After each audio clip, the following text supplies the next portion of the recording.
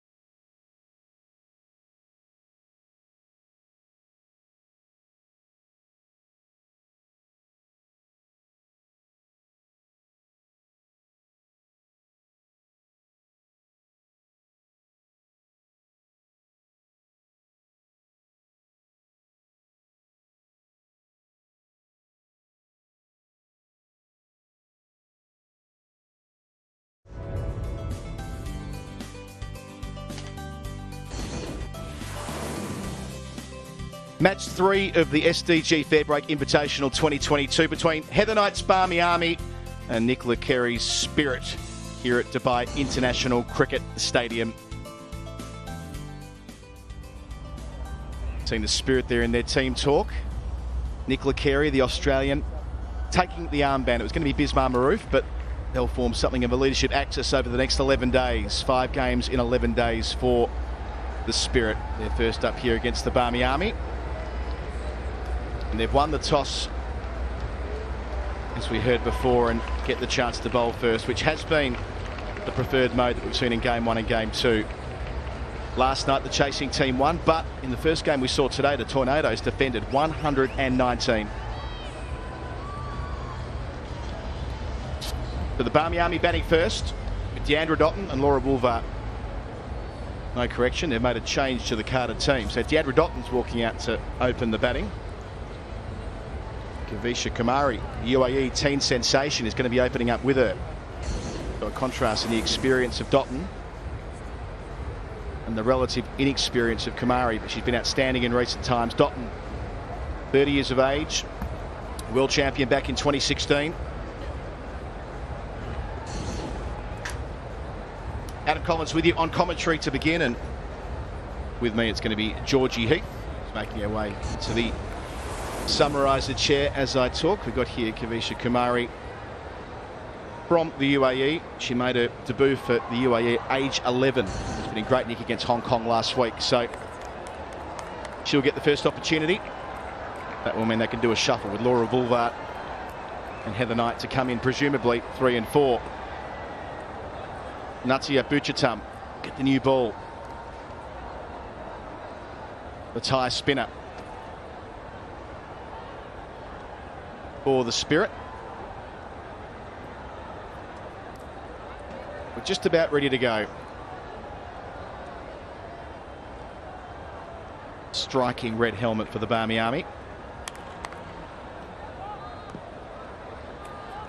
The player's being called to attention. We are away. Juicy. Surprised Dotton didn't pop that straight over cut. No fielder on the offside. Outside of the circle.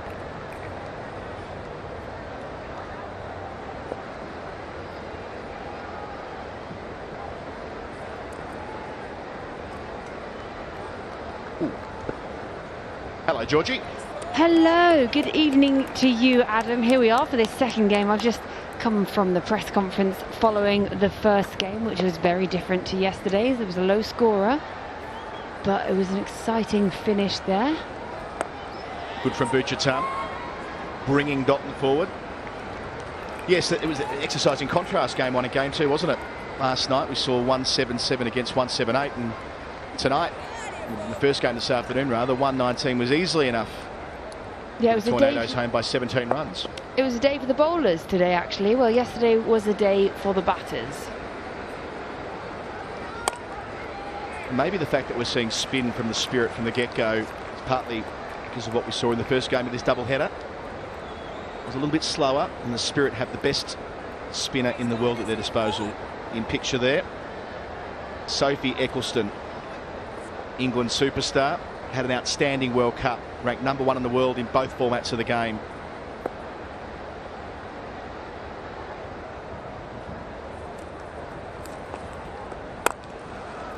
Can't be cover. So 4 dots to begin for the Spirit. Buchatam, 35 years of age. She was part of that Thai team that made the World Cup, the T20 World Cup in Australia a couple of years ago. 2019, she took more wickets than any player in the world in this format of the game. 40 wickets at 6.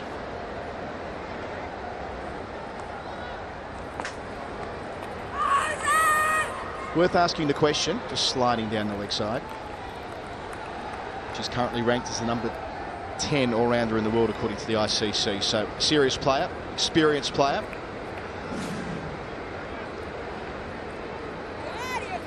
Important part of the story. Watching that back, I'll tell you what, get a good look at leg stump. I reckon that was closer than it looked. First impression. No DRS in this competition, though. Dotton up and over to finish. Got plenty of that, and opens up her account, and that of the Barmy Army with a big one. All the way for 6. 1 over gone, the Barmy Army 6 without loss. Yeah, the world boss is just, she's gone for that one. She knew exactly what she wanted to do. That frustrated to not have fired yet in the over, and it is absolutely absolutely rocketed over the boundary and smashed into the advertising hoardings just below our commentary here. That the cameraman probably feared for his life just for a moment there, and you can see Brazilian captain Roberta Moreta Avery. She loved it too. And looks like coming onto bowl, we've got Ayabonga Kaka, one of the phenomenal South African pace attack that we saw do so much through that World Cup. Ayabonga Kaka has had a really good 2022 so far. Look for a big in-swinger.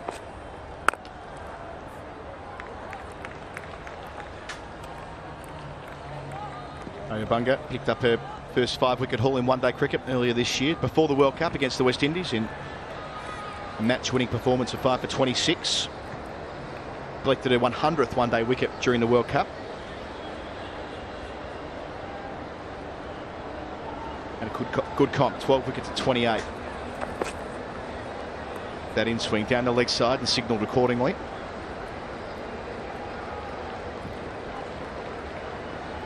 Always has a bit of an air of calm about her, Ayabonga Kaka. Just plays her cricket with ease, you know, never looks too stressed by anything.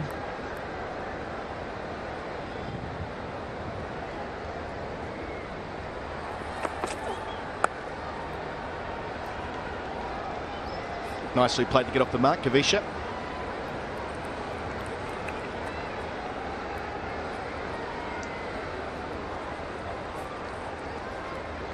Kavisha Kumari was in good nick last week, a bilateral series the UAE played against Hong Kong in the lead up to this tournament. Unbeaten half-century, beat a couple of them. A higher score of 92 not out was made this year as well against Kuwait.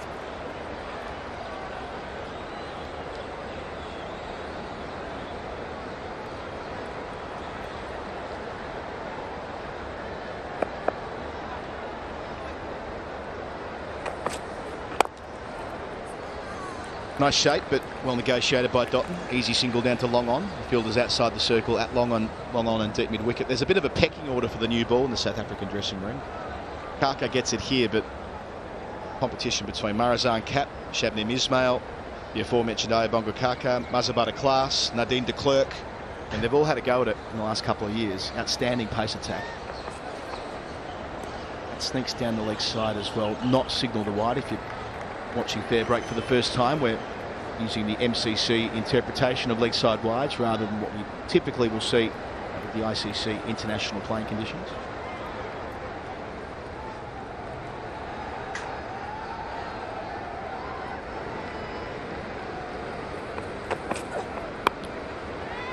And spot on. Lovely shape. See so many outstanding in-swinging bowlers and in-swing bowlers rather in the women's game. Anya Shrubsole recently retired from international fair. Megan Shute from Australia. Number of bowlers in this comp. Yeah, and it's become such a part of the women's game. The in-swing is a real thing. Anya Shrubsole obviously leads that a lot in the England format. Past the edge to finish. Good over. 2 gone. Barmy Army, 9 for none.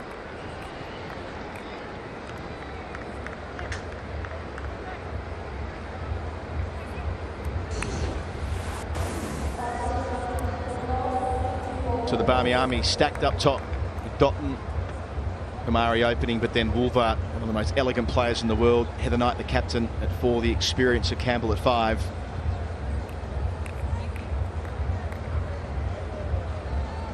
Spirit led by Nicola Carey from Australia.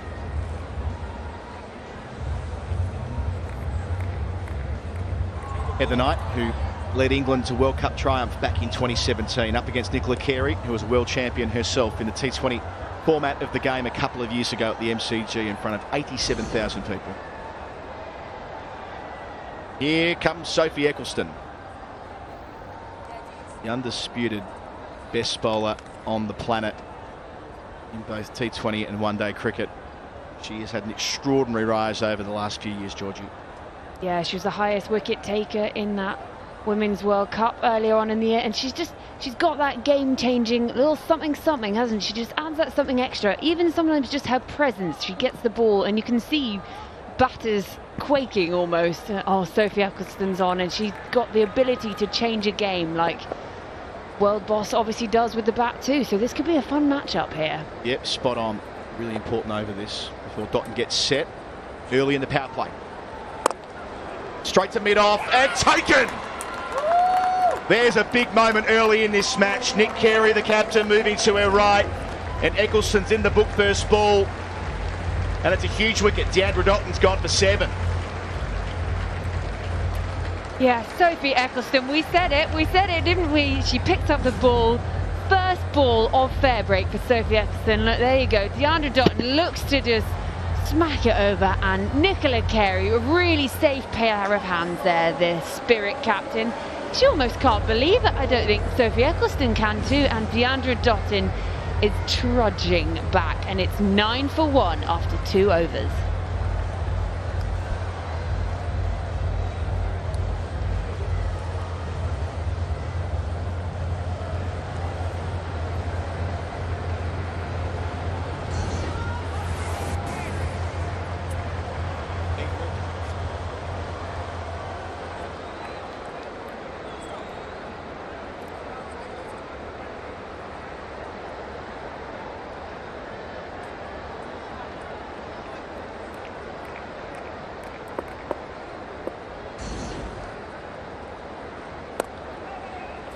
Wolver single from her first ball.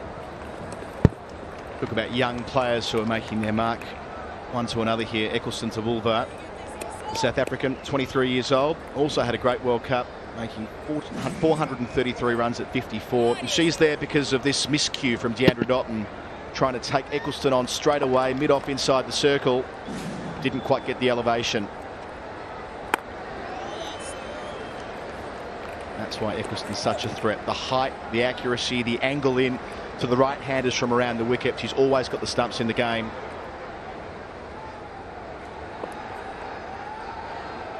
Batters make mistakes when Eccleston is bowling time and time again.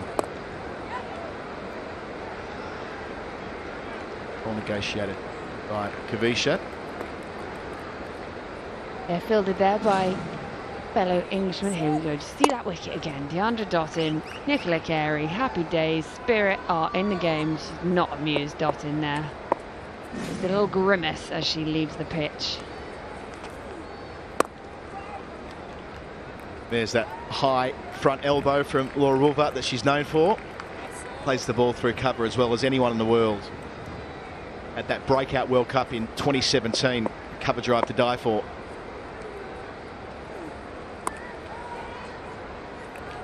Good to finish again, Eccleston. A quicker ball, straight on with the arm. 3 overs gone. A successful one there for the England spinner. Barmy 11 for 1.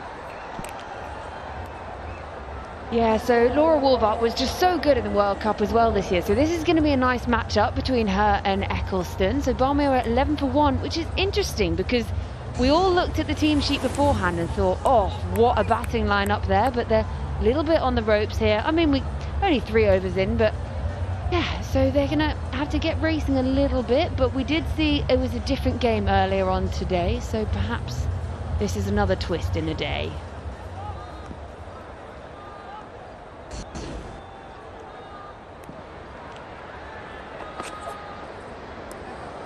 Moving it both ways, Ayabonga. Very skillful bowler. Saw some booming in-swingers to start in her first over. Now past Kavisha's outside edge for the second time. Watching this back, this conventional outswinger hits the seam into the gloves. Very nice. Ayabonga also keen to get a bat in Fairbreak this year. I was talking to her today, she's been working on that, so she's hopeful to get a go there. Okay, she's listed to come in at 10. So good luck with that in T20. But I wish her well. You never know. Maybe someday they'll push her up.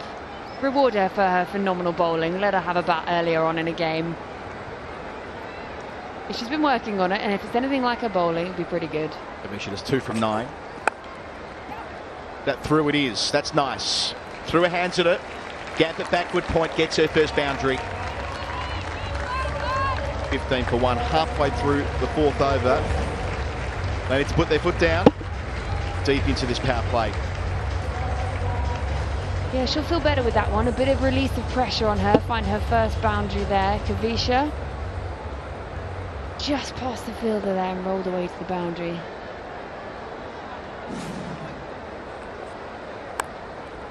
Thick edge. Gets a single to deep third. There are wraps on Kavisha Kumari, as she was the first female cricketer to score a century against a male side in the 20-year history of the Gulf Cup last year. Plays in the men's league in Dubai. Been part of Fairbreak before as well. She was there at Bowral in the Bradman game in February 2020, just before the pandemic. It's February 20, so it was right up against it. Lucky they got that in hindsight. Everyone got home, but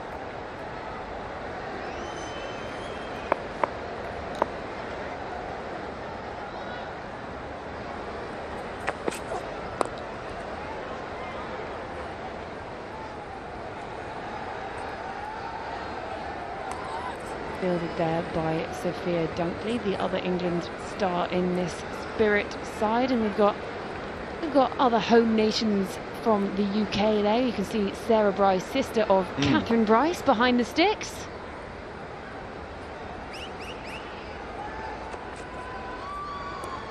past the edge again, finishing the over the way she started it. 4 gone. Nicely bowled over Bonga Kaka. The Barmy Army, 17 for 1.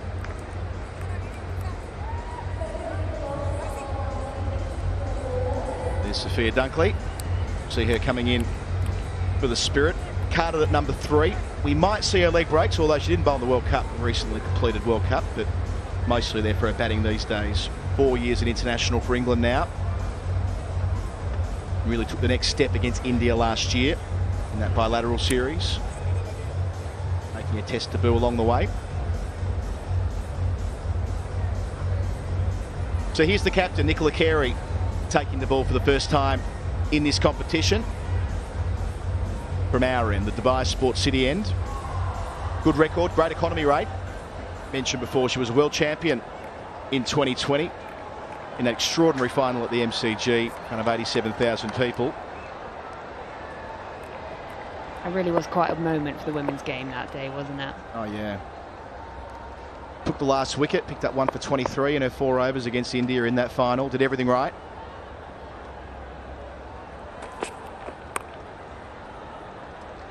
It's a fine drive. Laura Woolver, mentioned it before, through cover. Well, behind point as well. Right out the middle of the bat. Her first boundary.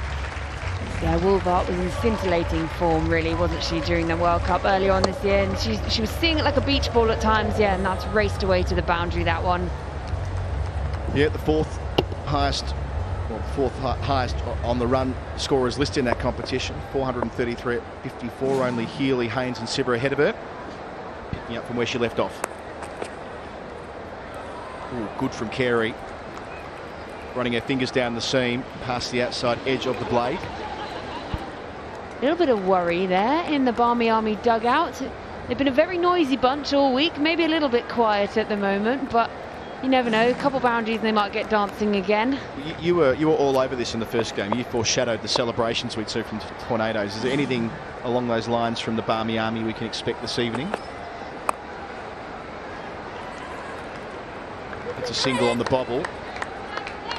Struck well again there by Woolver. I mean, if Roberta has had anything to say about it, there'll definitely be a dance in there somewhere.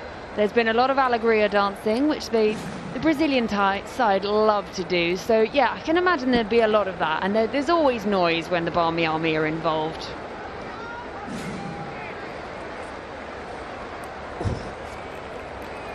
It's come back a long way off the seam. So a worn pitch. We saw pace off was the order of the day in the afternoon game of this double header. Be it spin or seamers trying to run their fingers down the seam. That's exactly what Carey's done here. And back towards the off stump.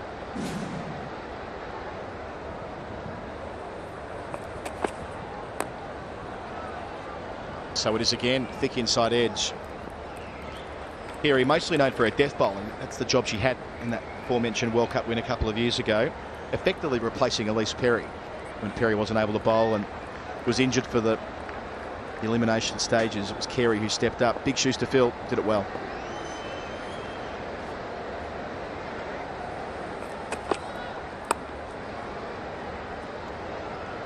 Retains to strike Kavisha. She's on 8.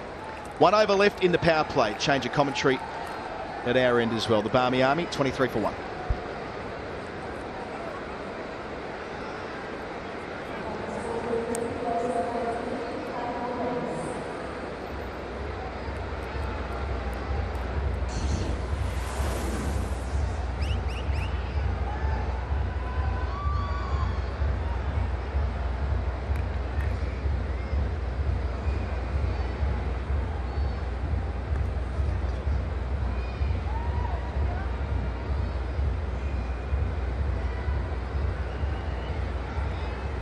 Welcome back to Game 2, Day 2.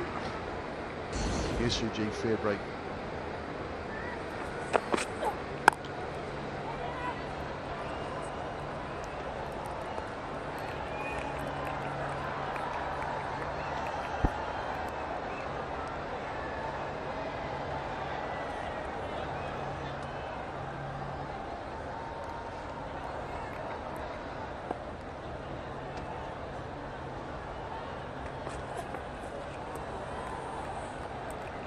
That's a rare delivery that's kept low.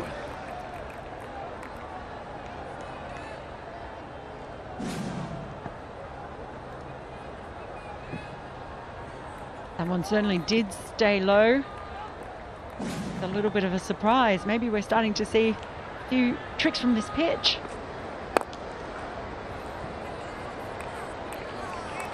The full bungers don't keep low though. But if you're going to bowl a full bunger, make it straight like that one. I had a chat with coach Erin Osborne this morning. She did say that she was expecting that they would be targeting the stumps quite a bit. Didn't think there was much room for width this stadium. I think that was on target. A little reckless by Kavisha Kamari, but she got away with it. But I guess if you've got hand-eye coordination, that's terrific. You'll get away with that a lot. Well, you certainly got that.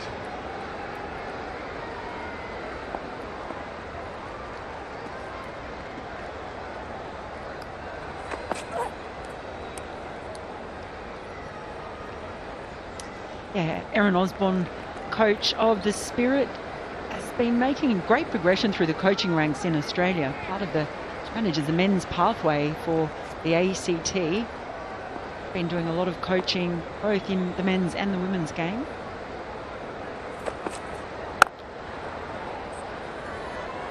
Well, Bob, I don't think there's a single there. Well sent back. Yeah, Ozzy Osborne down at the ACT with a little bit of Thornton as her boss and Kyle Piper, the men's coach. They've got a good coaching staff, the ACT. Meteors and comments. Well, it's great to see Erin Osborne being given that opportunity as well, getting more women in the coaching ranks generally. That's something that they've been trying to do. And this tournament itself is a great opportunity. We talk about the opportunity for the players, but the coaches as well. As good finish to the over. Well bowled, Ayabonda. Dhaka, 24 for 1 off 6. a fairly impressive stretching and warm-up routine by Heather Knight. I think it takes much to warm up here. Hope someone clipped that up and puts it to music.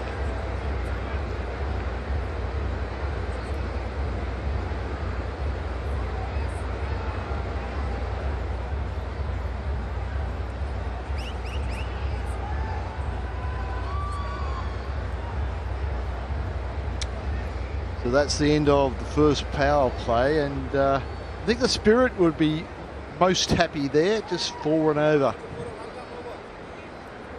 All that had to do with Sophie Eccleston getting the first ball. So now we'll go to Sophia Dunkley's leg spinners. Don't see too many of those during the World Cup.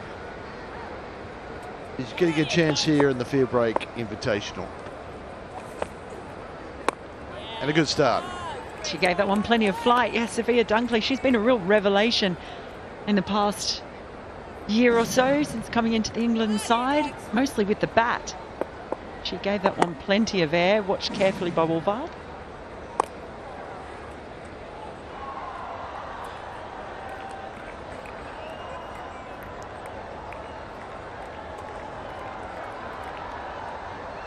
Laura Fulvard certainly plays pace very well. She uses it to deflect. She plays back. That was a slider or maybe a quickish wrong one, but well bowled, good variety because the first couple were well elevated. They certainly were. But just looking a little bit frustrated here early on.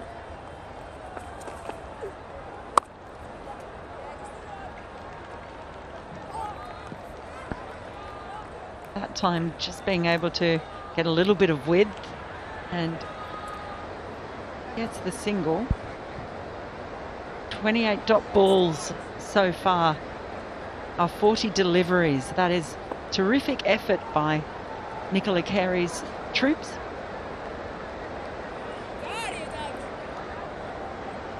Certainly been a very different day to what we saw last night. That has got to be out. Brilliantly bowled, Dunkley. Slider, skidder, call it what you like. Not the ball to be playing back to. Not a tough one for the umpire. No, indeed it wasn't. And we saw her give it some flight again, and this time just seemed to go straight on. Probably hitting middle and leg by the looks of that replay. So Sophia Dunkley, after all the great work she's done with the bat, gets a chance with the ball, gets the wicket of Kavisha Kumari, goes for 8 of 22.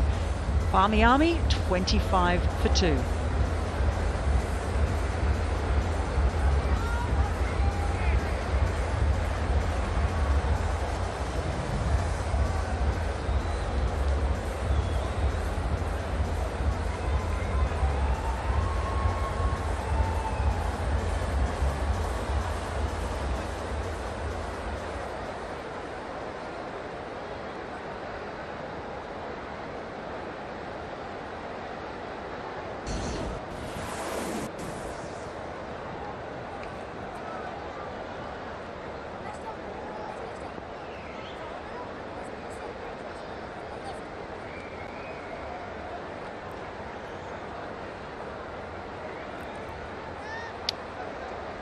Barmy Army skipper strides to the middle with her team in a spot of bother.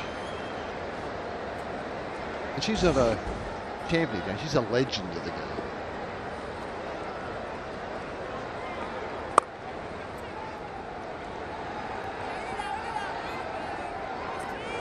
Immediately gets off the mark with a single. She's just a sort of player, Heather Knight, who will be so consistent all the way through. That is the end of Sophia Dunkley's over. As we see another replay of that wicket. We've talked about targeting the stumps, and that's exactly what Sophia Dunkley did with great success. And the second wicket of the innings, and it has been that sort of day and now night where the wickets keep falling, like the bowlers are on top. We see, looks like Divya GK coming in to the attack now, just having a word with Nicola Carey, trying out the captaincy role. Good challenge for her. Yeah, Divya GK from Singapore. She's been a long time fair breaker, one of the original players. See her in this tournament. And she's got quite a task in front of her. Laura Vulvart and Heather Knight. Yeah, we've got a very classy top order, the Barmy Army.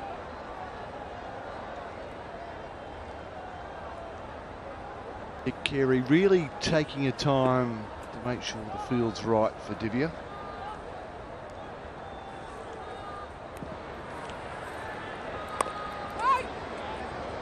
She's got that offside ring really stacked.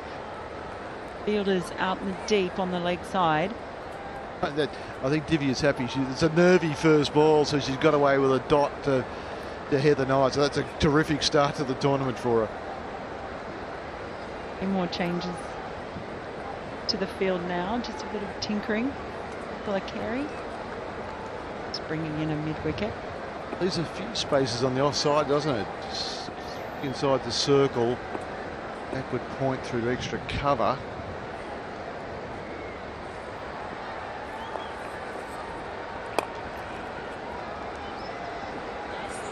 target, though. She's keeping the batter honest with that sort of bowling. Yeah, it was interesting when Heather Knight was up with us in the previous match. She was pretty impressed by the way Stefani Taylor just put 3 players out at certain times just to keep the pressure on, particularly the associate players. So you could see her just ticking a few things over, maybe getting some ideas perhaps.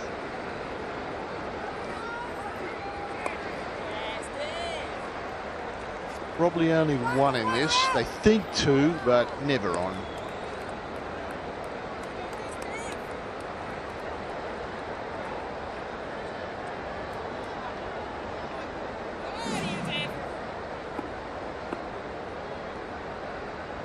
It's an interesting run-up, an interesting start with those 2 steps, trotty steps at the start. Oh, a little top edge reverse.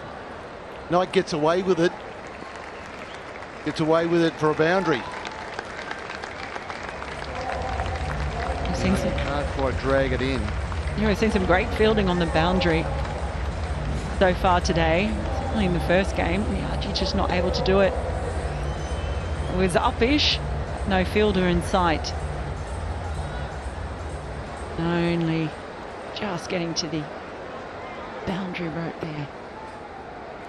Yeah, that's good batting, not poor bowling. I don't think Divi has to worry too much about that.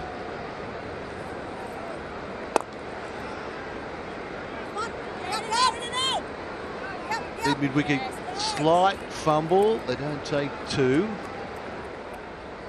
7 off 5 balls. This is a big delivery for both sides. This could be a tidy over, or it could be an expensive over, depending on probably on Laura Woolvart's attitude to this.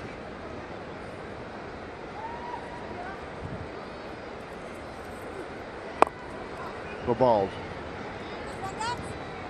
Clean fielding should be 1.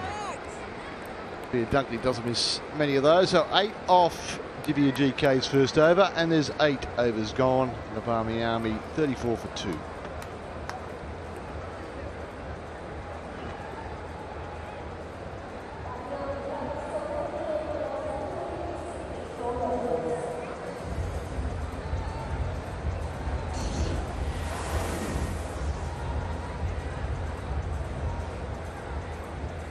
Andrew Dotton out first ball to Sophie Eccleston. Terrific catch from Nick Carey at mid-off.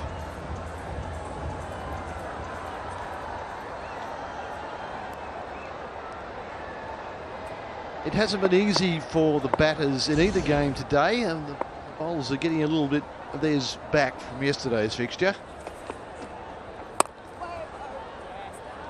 As Sophia Dunkley continues, she wicket in the previous over. Was flighting the ball nicely and attacked the stumps. Well fielded behind square leg. That gets past, it's 4. Just not seeing the fluidity really from Laura Woolvart that we're so used to. We saw a lovely cover drive earlier. This time she uses her feet brilliantly. Well done, Mel Farrell. She heard me. But what good players do when they are tied down, they find a way to get out of it. And it's nothing wrong with the delivery from Dunkley. No, it's just terrific footwork. Yeah, used her feet, and it was vintage Woolvart as well. It's the cover drive we were talking about. She has a heap of them in her armoury. And after the footwork and the cover drive, she draws a slightly short ball, plays back. The batter's trying to manipulate what the bowler's doing.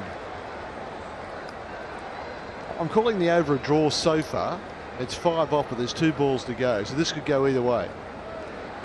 It's got a real sense of a tight tussle, hasn't it? This match so far, nothing's easy for the batters.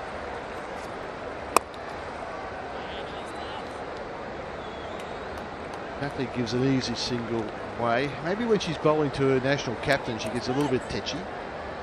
But because it's a straight full toss, it's just a single down the long on. Good field placement. Footwork again. They take the single. There's a game within a game at the moment. 9 overs gone. The Barmy Army 41 for 2.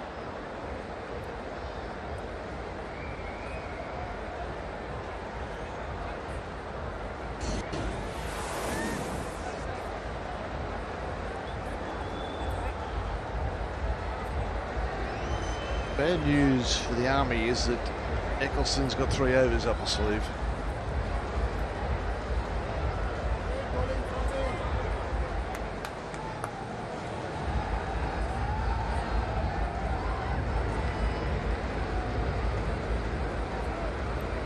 Sophie Eccleston hit first ball and then just conceded 2.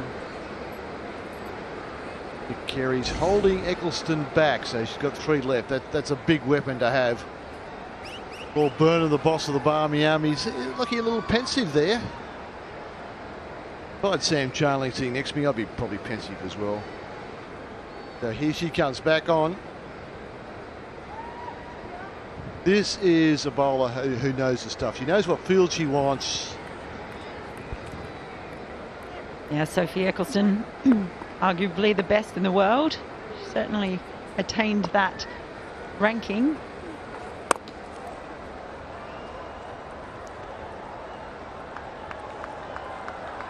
Unarguably the best, I think our predecessors call her. I'm always, you know, I figured there's always someone who's going to have an argument. All these things are up for discussion. But Sophie's at the top of that discussion. Yeah, she's an outstanding cricketer all round. And a great World Cup. Dismissed Laura Volvard for a duck in the World Cup semi-final. A lap. Oh, that's a great lap. And that's just... that's precision. That's using the scalpel rather than the hammer. Well, you talked about Sophie Dunkley bowling to a captain. No one knows Sophie Eccleston better than Heather Knight, captain for England. And Heather Knight is just so inventive anyway. We saw her play that little reverse paddle before. She's looking around at the moment, just trying to work out where the gaps are. And you could almost see Sophie Eccleston's mind ticking over. Okay, Heather Knight, you've lapped. It's a good shot. I'll stop and hesitate for a while, make you think about what's coming. It just drifts into the pads. They settle for 1. But in T20 cricket, you're happy with that one. The one that drifts into the pads, it hits for 1. That's almost a win for the bowler. Heather Knight rehearses hitting it for more than 1. But the field's well placed. Got to play a big shot to get that for 4. Eccleston brings in her deep backward square inside the circle.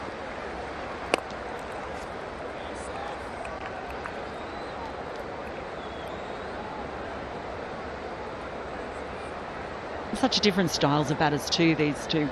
Laura Woolvard is all flow, all style, all flourish. Heather Knight's much more of a worker. Get a single as we go into the halfway mark. That run rate a tick under 5. The Barmy Army 49 for 2 as we take a drink.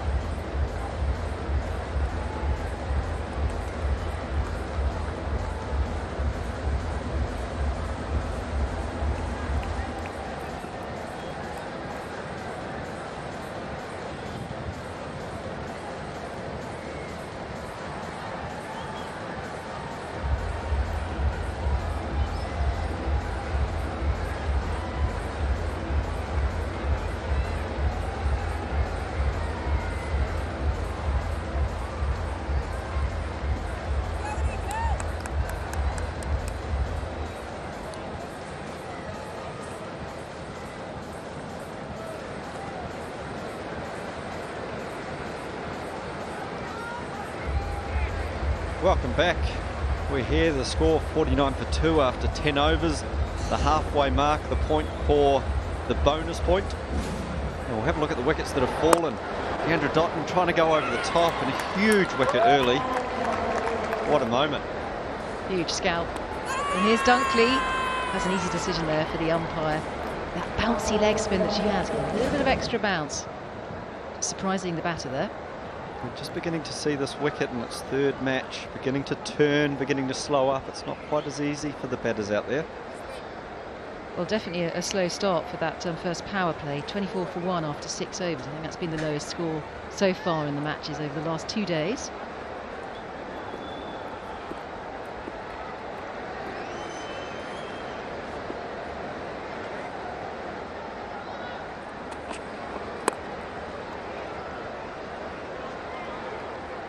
Threads through the gap. And she's been playing around with her bowlers a bit, this captain, Nicola Carey. I think it's the first time she's actually captained as well. She's been thrown in the deep end. Bismar Maroof arrived a little bit late with a few visa problems, but she's here now, followed by baby Fatima and her mother, who's babysitting.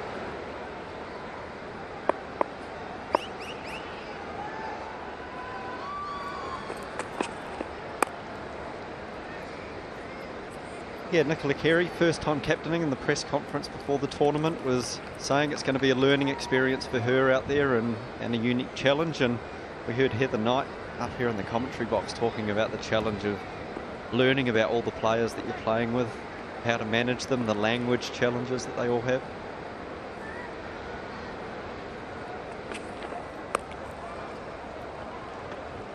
Oh, and a lovely stroke, splits the gap, and that's 4 runs for Knight. Nicola Carey just dropping a little bit short there. Oh, she knows where the gaps are, that's for sure. Watch this again. Very still at the crease. Heather Knight rocks back, does it carefully, just a little bit too short. She pounces on it. Just get the sense that this partnership's beginning to build and build towards something. Very good stump-to-stump bowling there, accurate. These two are able to continue on, get closer to that 15 over mark, and then, yes, look to come out and explode. We saw that 120 was defended in the last game, so that'll give them a lot of confidence knowing that they don't really need to be going for that really big total. Yeah, it's been a low-scoring day today. Very different yesterday. Having a little fence outside the off-stump there from Heather Knight. Canny bowling from Nicola Carey. Moving away from outside the off-stump in that corridor of uncertainty. 55 for 2, the Barmy Army. Very slow start for them.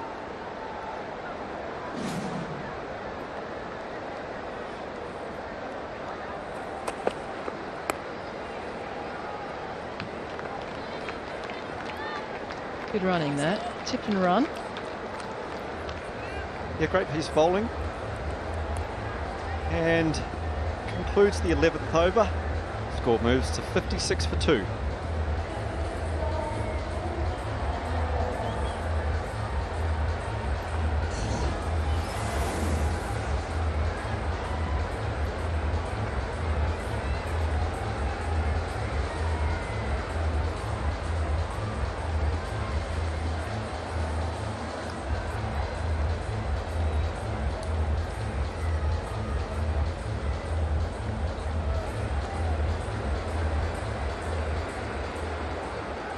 And it looks like we've got a bowling change. Betty Chan, very, very experienced cricketer from Hong Kong, coming in to bowl her right arm off spin. Tends to have a lot of flight in her delivery, so it's going to be really interesting to see how this little match up, something that we spoke about earlier, that a lot of these players haven't played against each other, seen each other before, so it's going to be really interesting as a batter to try and size up the way you approach things. Well, of course, you'll know Betty Chang well. Hong Kong player.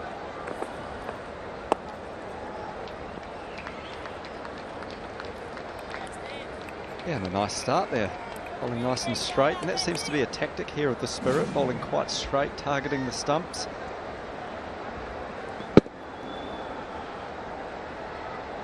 A lot of spin in this team for the Spirit. Just been having a look down the team sheet.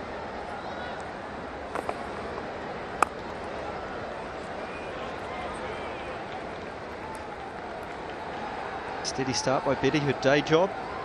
An amateur athlete. She works at Disneyland in Hong Kong.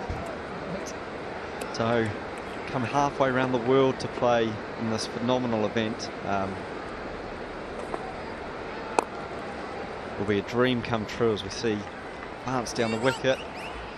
Again, a great piece of fielding on the boundary. The fielding throughout this tournament along the boundary rope has been absolutely phenomenal. The commitment from everybody has been absolutely superb. Throwing themselves around, these players, loyal to their teams. A neat piece of fielding, saving 4 runs there. Skipper passes the ball to Sophie Dunkley. Advances, trying to split the gap, and does. That's 4 more to the score.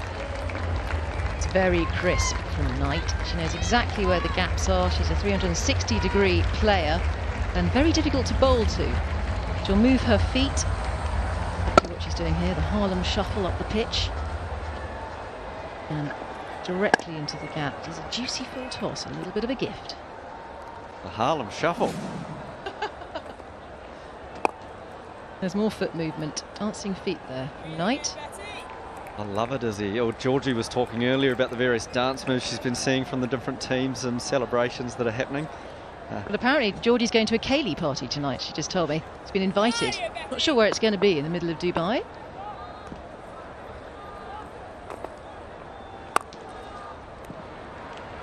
Give a bit of context, this is the highest over in the innings.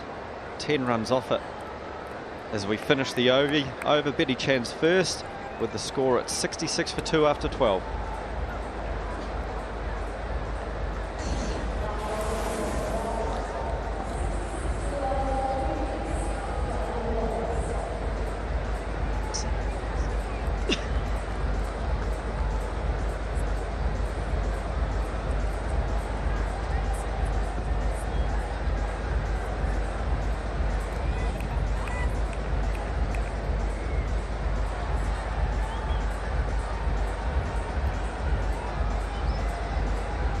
Welcome back. You can have a look at the Manhattan there, and you can see this partnership's building and progressing to what the Barmy Army will be hoping to be a defendable total that they can go out there and work towards. The Spirit. Nicola Carey rotating through her bowlers. 7 bowlers used already.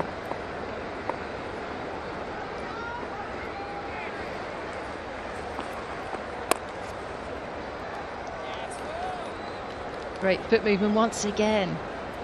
But Knight just dances along. 66 for 2. This partnership now worth 42 when the scoreboard here catches up with me.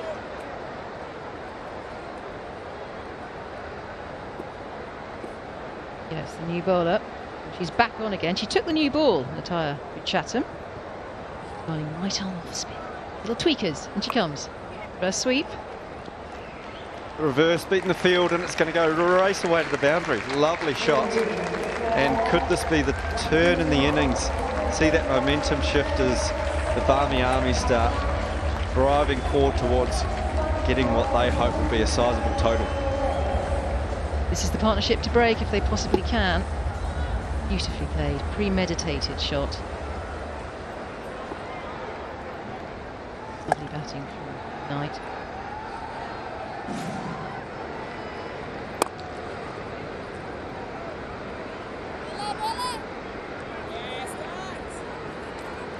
There's not too many twos across this tournament. We're playing with 55-metre boundaries. Seen at times the running between the wickets pushing very, very hard, but it's not easy to get those twos. Thailand currently bowling. You can see the flag there.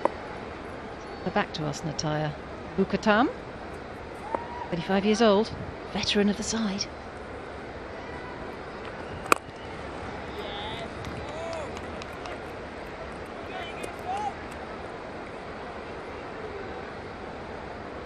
Run rate above 5 now, as these two are building nicely. Partnership of 48. All about spin today. Leg-spin bowlers on this side. Dunkley and Bismarck Roof.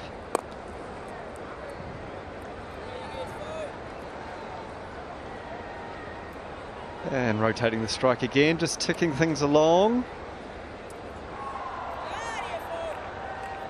And there really is a lot of movement in the Spirit field, but clearly some plans for each of the batters.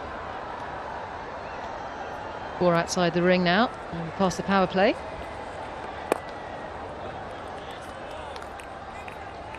Wonderful foot movement again from Knight. And that brings up the 50 partnership to end the 13th over. Barmy Army 75 for 2.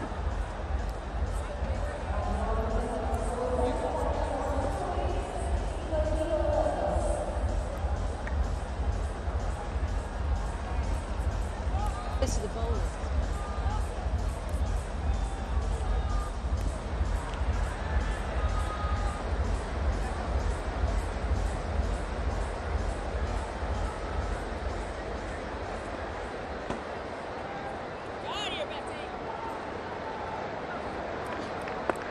Final ball of the last over, brought up the 50 partnership, 37 balls.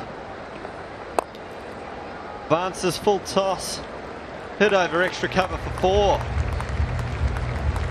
Was timed beautifully. She's aesthetically great to look at, Wolfart. Crisp through the covers. I mean, that is her signature shot. That's an absolutely glorious shot, and they've had a chance to have a look at Betty Chan, and I wonder whether they're going to come up with a plan and go, hey, we're going to target Betty here. This is going to be our over to start advancing our innings.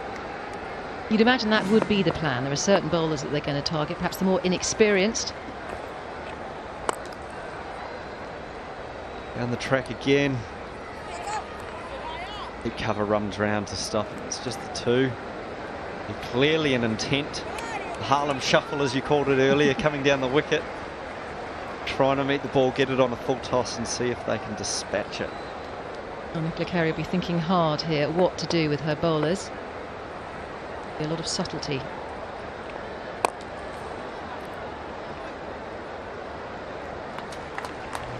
Second boundary for the over. It's hard and straight. 4 more, and that is 10 of the first 3 deliveries.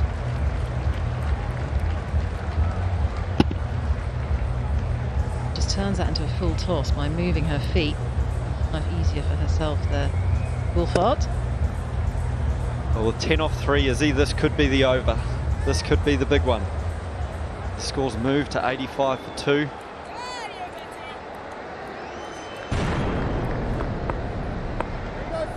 Very settled, these two. That's another, what a glorious shot. Extra cover. It's a fine stroke, and that's 4 more. What can Nicola Carey and Betty Chan do to stop the flow of these runs in this over? Really punished here, Betty Chang. And you're right, Mark, she is absolutely being targeted. She's getting to the pitch of the ball, moving those feet once again. Another dance up the pitch. Here it comes. A neat shuffle. Beating the field. It's gone aerial, but it's safe. Over the heads. And you can see a field change here. The boundary fielders are all very straight. It's better bowling from Chang there. Yeah, dug that in a little bit quicker that time, changed her pace, which is a great tactic. Great to see a field change here with almost like a deep extra cover, long off, long on, and a deep mid-wicket. Look at that, it's brought about 2 dot balls, and a great comeback by Betty Chan, finishing over 2 dot balls in the score, 89 for 2.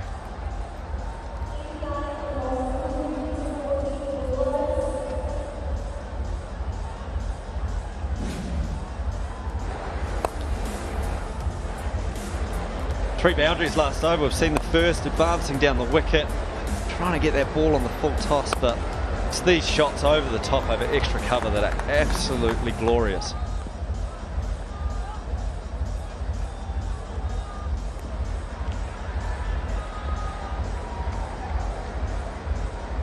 And Nicola Carey now going to the experience of Sophie Eccleston, looking to her now to find a way to break this partnership, because if they can't, 6 overs to go, the momentum is definitely in the Barmy Army's favour. Well, she's right to hold back, Eccleston. She's bowled 2 so far. She's got 2 left. She only bowled one over to start with and she took her off, so she was really playing around with the bowlers, but it exactly is the right moment to bring her back.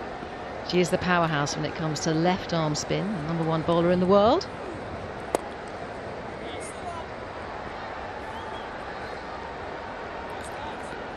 Yeah, again, looking at these field changes. Changing the field here. Deep square leg coming out, deep cover going out. Clearly a plan for the two different batters out there.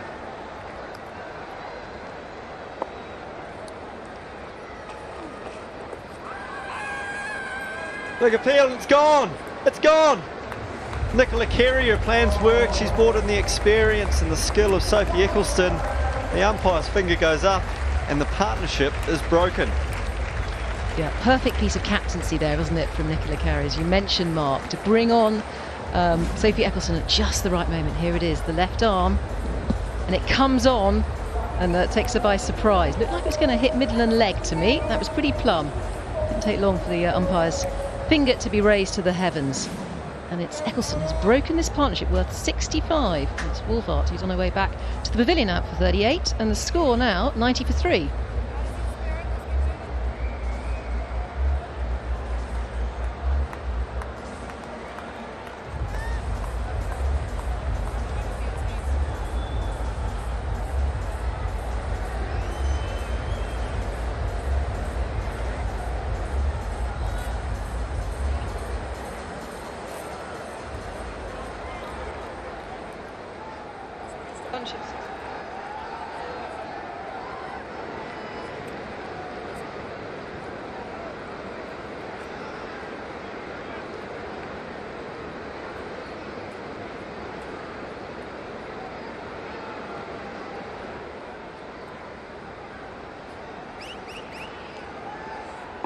Wow, that wicket brings in Shemaine Campbell to the crease.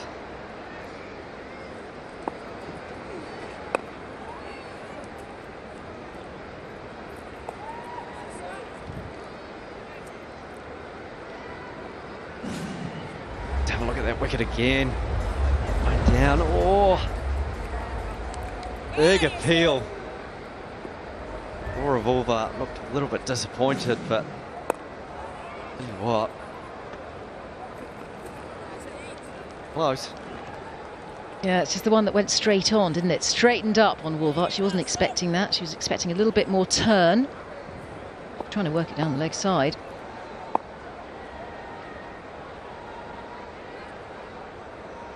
As we see the change of field, deep cover going out, making sure that they're using their permitted 4 fielders out.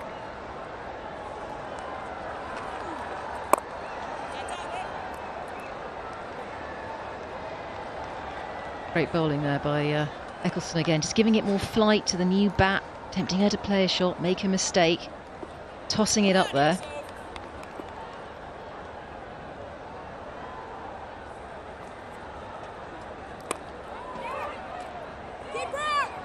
Run out chance and mix up. Oh, a mix up, and there's the wicket. Miyagi, the Japanese lady, the oldest in the tournament at 40 years old. Part of the run out and 2 in the over, and all of a sudden the momentum is sucked out of the Barmy army, and Heather Knight is on her way back. It is sliced away, isn't it? Campbell's not going for that run. Knight wanted it. Campbell's not moving. It's Miyagi. It's that accurate throw in straight into the gloves, and the bails are off. It's an easy run out in the end, a great piece of fielding. It's 93 for 4.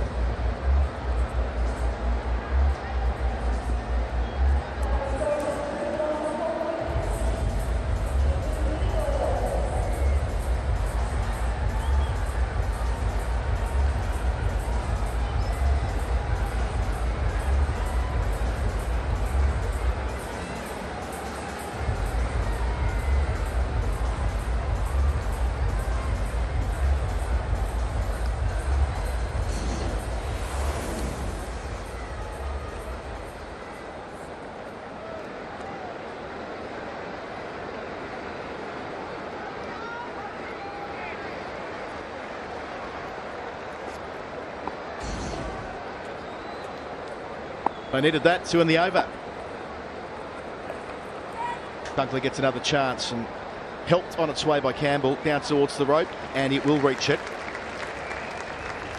Campbell's first boundary. Adam Collins and Georgie Heath picking up the commentary for the final 5 overs of this Barmy Army innings, and a new batter to the middle. And strikers in for now, but Roberta Avery Moretti, the Brazilian skipper, who's been such a big presence in the associate women's game in recent years.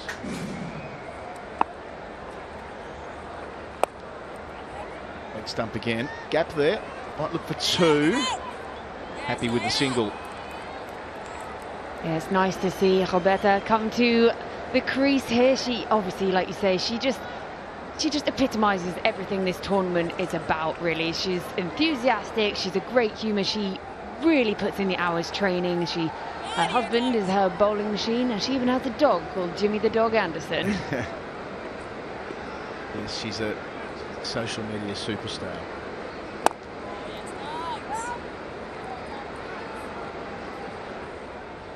Getting a look at that wicket that fell 1 of 2 in the last over. Yes, no, sorry. Captain gone. Nice flight from Dunkley. Haven't seen her bowl too much in recent seasons. Her last wicket at professional level was in the Rachel Hayhoe Flint Trophy in 2020. Her most recent T20 wicket, you've got to go all the way back to the Kia Super League of 2019. That stat came in from Hyper Course, who's a great statistician on the women's game. Gives some sense of how our bowling has retreated since she's become an England player, but looked good tonight. Kavisha leg before wicket in her first over.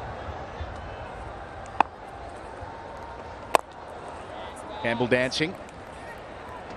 Yeah, Hypercourse, great on Twitter today. We're actually tweeting about various sports that we've got involved. So we might have over 30 nations, but we've got players who are pretty handy at other sports. Roberta actually used to play a lot of golf. She's got a great golf swing and then found cricket later on in life.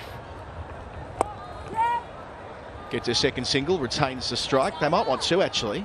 No, sent back wisely to Ivonga Kaka in hot pursuit. The end of 16 overs, 101 for 4 is the score. 4 to go. I think Roberta represented Brazil in golf, didn't she?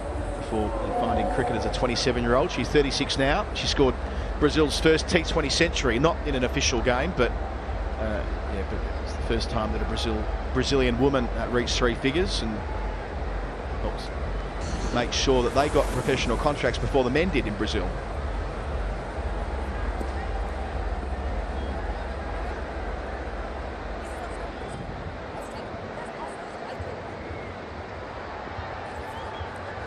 So Campbell, Roberta Moretti Avery trying to see Barmy Army to a credible score. But who knows, maybe 120 will be after what we saw earlier today. They were in early trouble. Scored 49 in the first 10. Nick Carey, the captain, just inside the tram tracks. No wide there. Nicely bowled at the stage of the innings. Yeah, Roberta with Jimmy the Dog Anderson. Maybe she'll be channeling a bit of the Burnley Lara, as Jimmy Anderson is known in England. Well, I don't want to see that. I want to see her play the switch hit where she goes, how can I describe this? She goes 360, does a spin, and whacks it out through about third slip, left-handed. I have to see it to believe it. One of her trick shots. Ooh, tries to play conventionally here, nearly cut in half by Carey. A great story, part of Brazil where she's based. The claim is more girls are playing cricket than are playing football. There's been an extraordinary rise in participation there through a tertiary program where you can actually study cricket coaching at university in that part of Brazil.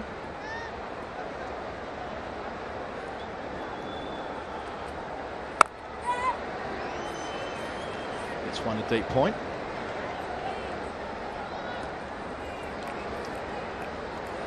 Roberta's right in the middle of that. Her teammate, Laura Carosso, will see the left arm seamer of a teenager in the tournament. She won't bat in this innings, I don't expect, but she'll certainly bowl. Instrumental in the success Brazil had World Cup qualifiers last year. Across the line, good strike of the ball from Campbell. Yeah, that's gone a long way back. That's into the seats. Big. Sophia Dunkley looking at that one as if she was setting up to catch it, and then she was thinking, actually, I think I'd have to be about 6 times taller to even get anywhere near it. That's a big 6 there. That's just going to get the Barmy Army players, get them a bit more excited, you know, get them going as we look towards the end of this innings. Yeah, he was in decent nick in the World Cup. Shermaine Campbell made 66 against England in a clutch win and an unbeaten half-century in a victory over Bangladesh.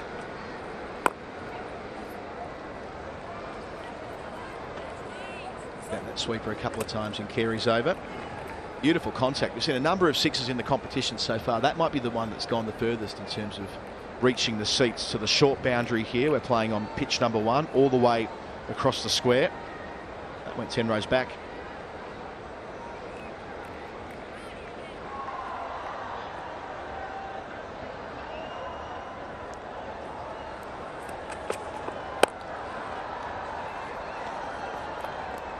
Confusion to finish. Excellent over at the end there from Carey. Right in the block hole. 3 overs to go. 109 for 4, the Barmy Army. But Carey has 1 over to go. I expect she'll take that.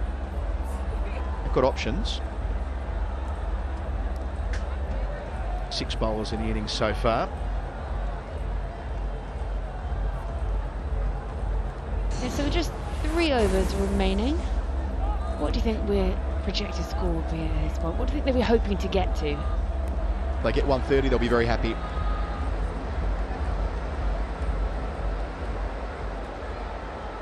Three overs to go and Campbell moving through the gears there with Brazilian Roberta Moretti-Avery.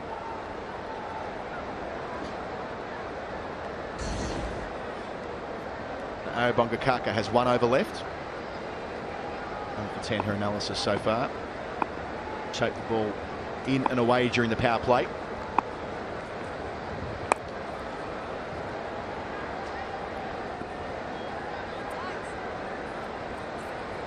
Not going to take on Dunkley's arm. They've got the spin Buchatum, if they want to go in that direction again. 1 more from Eccleston. I'm sure she'll bowl that. Dunkley if they wish. And Nick Carey's got 1 over left too. So plenty of good options there for Carey at the death here for Spirit. Oh, what privilege as the captain to just know you've got Sophie Eccleston up your sleeve. 20 years, I suppose. So effective. Block hole. Well dug out. They're looking confident there. They're always looking for that second. They're pushing, they're running that burst run hard and they're pushing as if trying to go for the second. But we have seen some confusion in the first few games with players that haven't necessarily played together before. So confusions over run-outs as we saw with Heather Knight earlier. That should be a wide. It is.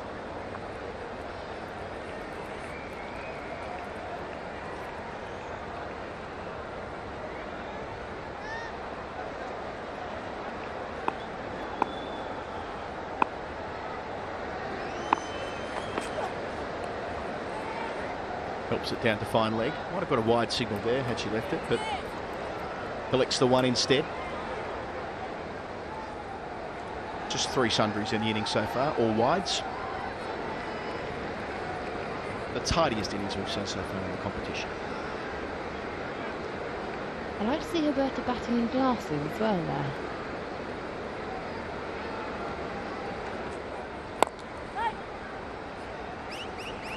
Picks out mid-wicket again.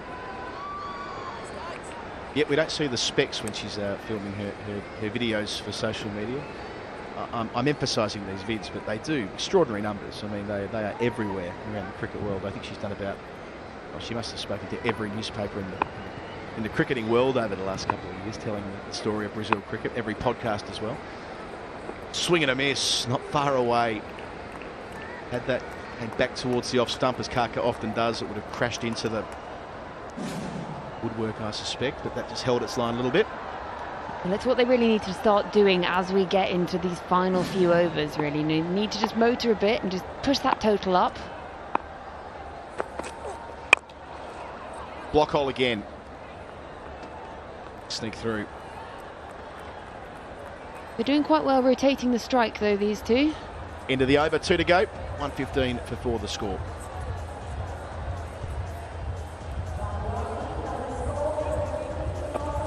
Partnership is worth 22 from 18 balls between Campbell and Avery.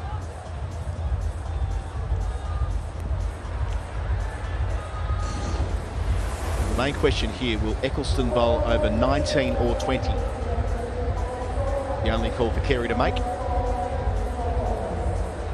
Looks like it will be 19. Eccleston 2 for 14 has the ball in her hand to complete her spell.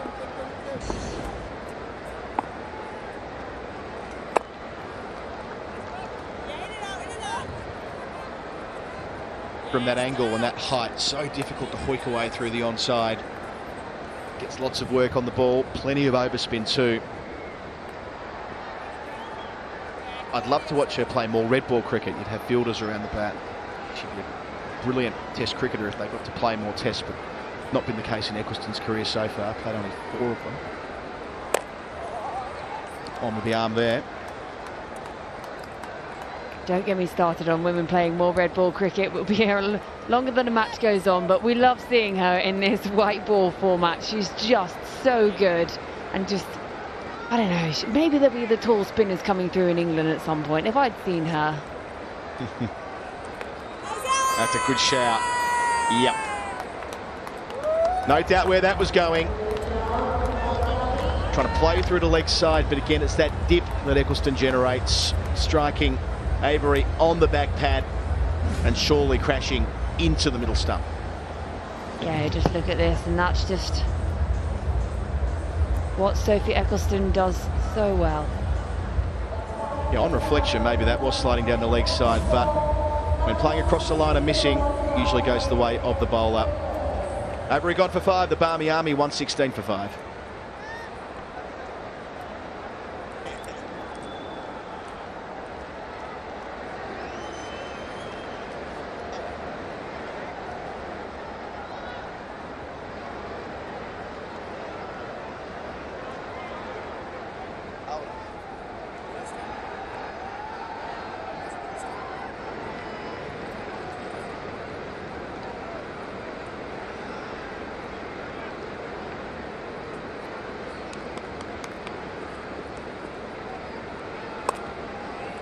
One Brazilian to another. The other end of her international journey, Laura Cardoso. She's there because this was assessed as legal for wicket. I must say, live, I thought it was plumb on the basis of the shot. Maybe because she kicked her right leg across the stumps. Maybe that was sliding down, but the finger went up. Cardoso, just 17 years of age. Not even half the age of Roberta Moretti Avery. She probably won't like me saying that, but it's true. Don't dispute the facts. Mostly known for a left arm seam. See that later. Getting a chance at 7 here. End of the 19th over. Eccleston outstanding. 3 for 15 from her 4. That's 116 for 5.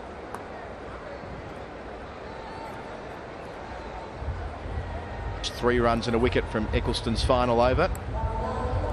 Ever so consistent. 21 wickets in the World Cup. Comfortably the most in that competition, including a bag of 6. Yeah, that was her first international 5 for that, wasn't it? And then she thought maybe just make it 6. Seems like a dozen forfers, but yes.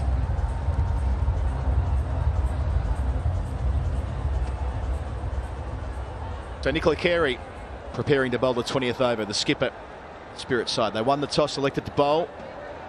Got the early wicket at Deandra Dotton. Turned the screws through the power play in the first half of the innings, conceding just 49 runs. Bit of a rally between Laura Woolvart and Heather Knight. The leadership axis of the team. But a couple of wickets has slowed the Barmy Army down again. Last over here. Well, that's a good strike out towards mid-wicket, but the fielder there, and it's put down. Sophia Dunkley has a fantastic pair of hands normally, and just looked to misjudge that. Not sure whether she needed to dive. From our vantage point, looked like she was making that ground comfortably, but watching the replay back here, 4 runs signalled. Campbell got plenty of it, And Dunkley just, took her feet off the turf at the last possible moment. Probably didn't need to. Was off balance and missed the opportunity. Campbell again. Hanging once more, but landing well before the fielder. Deep backward square, back for two. Good running, good cricket. So beyond to run a ball. Yeah, that drop there from Dunkley. She got herself in position, but she just decided at the last minute that she wasn't quite where she needed to be, but she was. I don't know, it was a bit of indecision. Maybe it was lost in the lights a bit. And that can happen here at Dubai with the way the lights are set up. It's not an easy ground to field at. Not up high, they're at the level of the grandstands. Swing miss, good from Carey, setting it wide outside the off stump near the tram tracks and moving it yet further away into the gloves of Bryce. It looked to me as though Dunkley thought, I just take out some insurance with the dive, but he felt she would have been better positioned to have taken it in the position she'd already gotten herself to. Campbell, 25 from 15.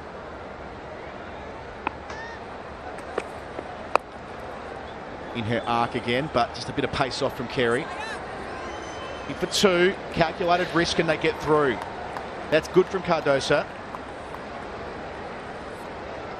Realising that it was more important to get Campbell back on strike. Even if she perished there, it would have been the right thing to do. The 17-year-old, good cricket brain. Yeah, mature brain on the youngster there.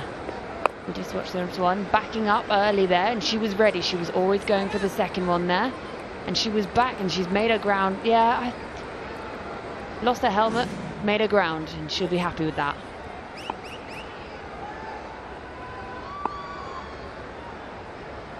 So 3 out on the leg side, all in front of square, a long off two. Can she go big one more time? Won't from there in the block hole. Well bowled Nick Carey. Blaze it down to long on.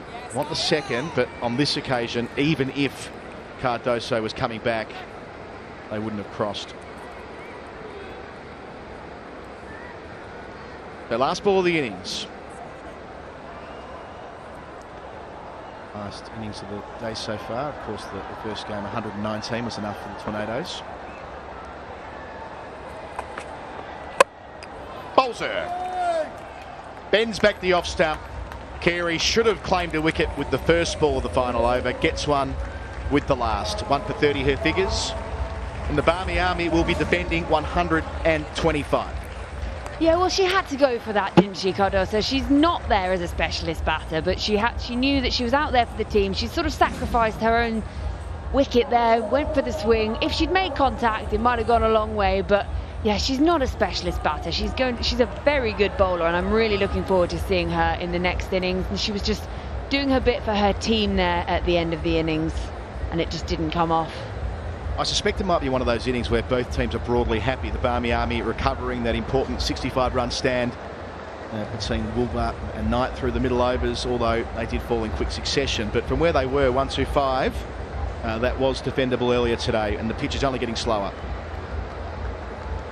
Yeah, it's been a different story to yesterday. We can just have a look at the batting card there. Yeah, so the world boss Dottin only making 7. And the openers, neither of them reaching double figures. But yeah, we had that stand there with Woolvart and Knight, two big names in the women's game globally, 38 and 36 respectively. Campbell, a respectable 28 out, not out of 17. And then we had a little bit, Avery was in there, and she was unlucky with that LBW from Eccleston, perhaps sliding down leg. And Cardoso came in and sacrificed herself at the end of the innings. And with the ball, Spirit, the best of the bowlers as ever. Sophie Eccleston, 3 for 15 from her 4. Karka, economical, none for 16 from her allotted overs. The captain, Carey, 1 for 30. Dunkley, 1 for 17 from 3 with their leg breaks. And a couple of overs from Chan, Divya and Butchatum. We'll go down to the pitch side where Mel Farrell is talking with Sophie Eccleston. Yes. Thank you, Adam. Yes, I do have Sophie Eccleston here down with me. I'll get that out eventually. 3 for 15 off for 4 overs, starting with a sensational wicket of Deandra Dottin. How happy are you with how that went? Yeah, I think she's a great player. I think to get her out of the way that I did on that first ball miss, but I think it helped the team out quite a lot that we got out early. Yeah, you've got quite a spin-heavy bowling lineup. Are you happy with the way that the bowling lineup sort of around you and being able to lead that spin lineup? Yeah, I think it's great. I think we've got such a great team. I think we're also pleased to be in the same team as each other. I think we've got a few spinners like Betty from Hong Kong who's came in there and bowled so well. And yeah, I think it's just great that Div came in too and bowled so well. What do you think of that total? Because we did see in the earlier game the Tornadoes defended 119 in that match against the Sapphires. Do you think you've got enough there to defend? Yeah, definitely. I think Bismarck and Dunks have definitely got it in there to hit some runs. But yeah, I think it's still a great wicket. I think it's a bit on the slow side now, but yeah, it's still a great wicket, so definitely back ourselves. Yeah, or to chase, of course. And you haven't, Nicola Carey had a pop at me for saying this, you don't necessarily have the biggest power hitting team, but you're back coming in at 7. Faith that you can basically do enough on this pitch. It seems to have been really hard to score on for all the teams today. Yeah, I think it's quite hard to score on. I think it is still a good wicket. I think we just need to get the ball into the outfield and run hard. I think it's still hot, but yeah, I think I back our girls to just run hard for the wickets. Oh, well, you look incredibly cool under pressure as always. Barely a drop of sweat on you. We'll let you get out there, but good luck in the chase. Thank you very much. The ever-reliable Sophie Eccleston. So the Spirit have been set 126 from their 20 overs, 6.3 and over. We'll take a break. The Barmy Army completing their allotted overs at 125 for 6.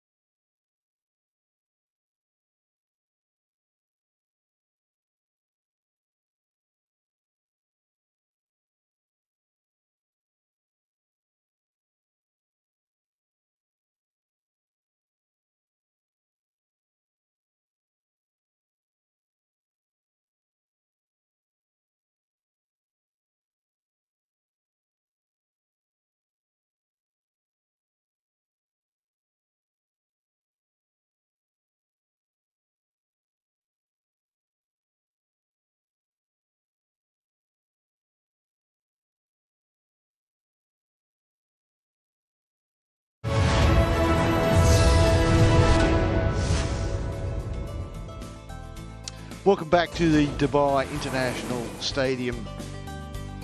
The Barmy Army versus the Spirit, match 3 of the SDG Fairbreak Invitational. Barmy Army have had a use of the crease. They've made 125 for 6, but will that be enough? This beautiful ground, well lit, the ring of fire. The Army got away to a slow start, mainly thanks to the brilliance of Sophie Eccleston, who was brilliant at the start, brilliant in the middle, and brilliant at the end. With me, Isabel Duncan. Absolutely, Sophie Eccleston. What a class act. 3 for 15. Her figures, just that accuracy and economy and height that she gets, and rip on the ball. Take you through some of the wickets, some of the runs. Here are the highlights.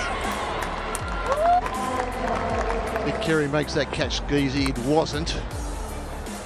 Then Laura Boulevard got going until Sophia Dunkley, with her little leg spinners, got into the act. Bowled very well, Dunkley.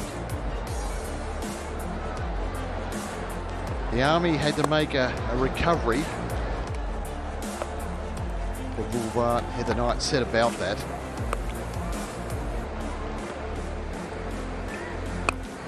Bowling for the most part kept them very honest. So it's not a wicket stuff.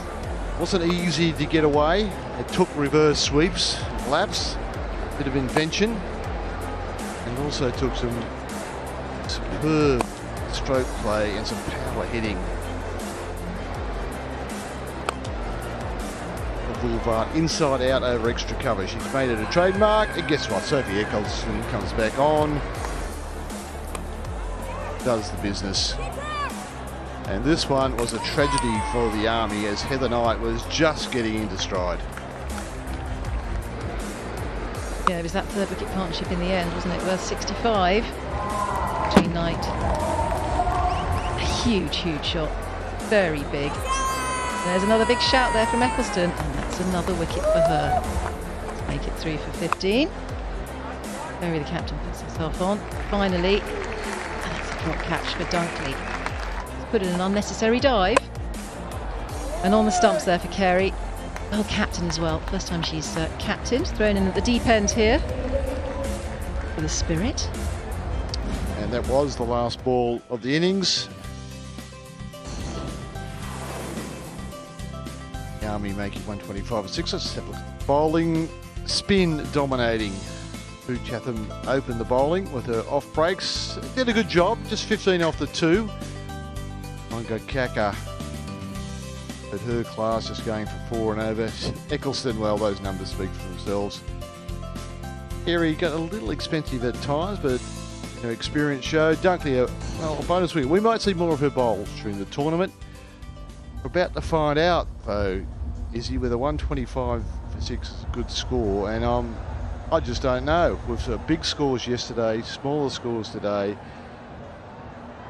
Just feels like the difference has been spin really today. We've seen an awful lot more spin, particularly in this second match with Eccleston and Dunkley taking the wickets and rather stifling the runs. It's been a slow start as well for the Barmy Army earlier on, but a much lower scoring games. Conditions have changed a little bit. Perhaps the pitch is a little bit more worn out as well. It's the second game on it. Yeah, and look, I think the quality of the slow bowling was exceptional. Obviously, we know Eccleston, that she's the #1 ranked bowler in the world, but she was well supported to her associate teammates, and let's throw Sophia Dunkley in, took a big wicket as well. I mean, but it was slow bowling that generally did the trick, and that's the Spirit's strength has been that. That's why the side's picked, and I think probably Ozzy Osborne, the coach, has done a pretty good job getting that spin bowling organised. Yeah, some sharp fielding as well. When you think of Miyagi of Japan getting that throw into run-out Knight, absolutely crucial night out on 36. And Omar earlier in the day. Yes, Japanese player runs out the England captain. That's the first time we've said that. And it sounds so right. It's that sushi meets fish and chips, I think, there.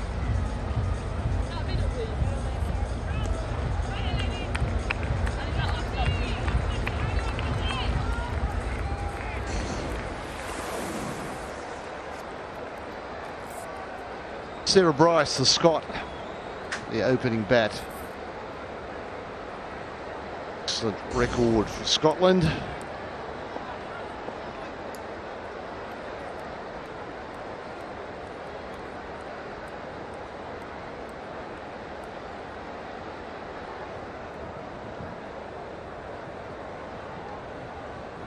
Osana gets the new ball. She's got the new satch in her hand.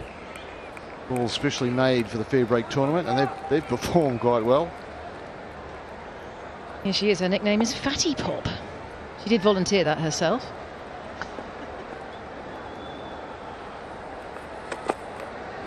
Oh, and nearly gets a wicket first ball. I think she bowls in swing. She's certainly making use of that first ball. Yeah, getting a bit of movement off the seam there, nipping back in. A little bit low as well.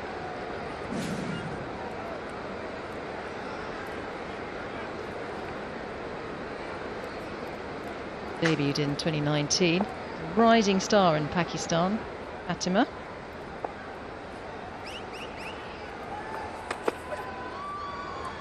This one goes away, so she's got both, and that run-up has a huge similarities. I've got a bit of whack-ar in that run-up, just the way she crouches low and the arms pumped by her side. That's a great compliment, she'll love that. And she may have well have watched him and copied him. Now, female players in Pakistan can copy her. But just outside the guideline. Yeah, Sarah Bryce out there. Her sister also playing in this competition, Catherine Bryce. They played a lot of musical instruments, those two sisters, 4 between them. Sarah Bryce and Catherine Bryce. Very talented. Just showing off. Up to grade 8. One's a wicket keeper, so that surprises me a little. Broken fingers, you mean? Fingers copper pounding when you're a wicket keeper. And that one's left her off the seam, so it's a bit in, away. Fatima Samana, the ICC Emerging Woman Cricketer of the Year 2021. So, as you said, she's young, up and coming, and she's been recognised as most likely up and comer in the ICC competitions. She picked up 7 wickets in the World Cup, the recent World Cup.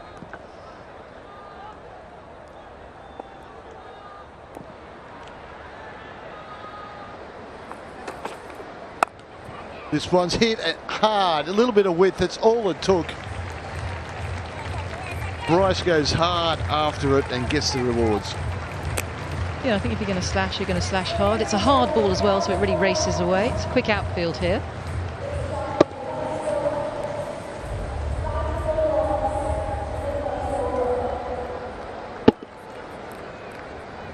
Garner pays the penalty for width. And no deep third.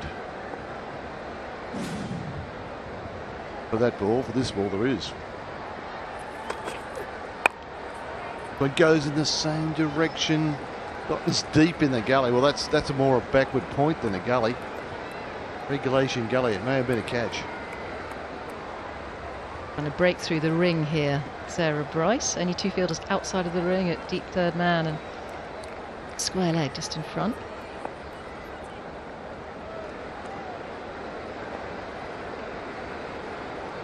Slip in place. We've seen that. That's been a common theme amongst teams. Oh, that one goes away off the seam. 5 off the over. Spirit. No wicket for 5 after 1.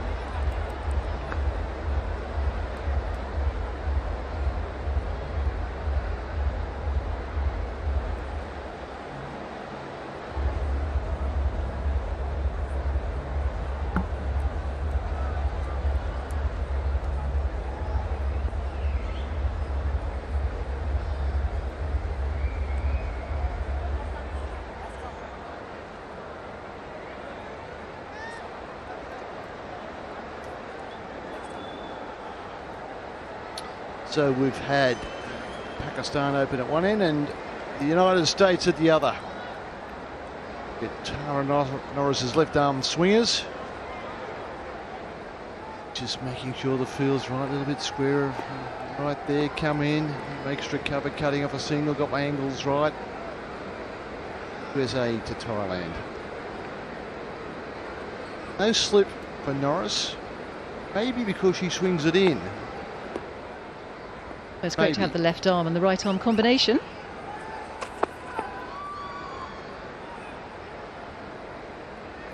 Little bit of swing and not much bounce. And that touch of swing's just taking it down the leg side. We saw Tash Farron suffer from that. Little uncontrollable swing and a few leg side wise before you sort it out. Always tough first ball. You're not sure how far the ball will swing. Always great to open with that right arm and that left arm. Just to try and mess up the thinking of the batsman. Don't let them settle. Different angles.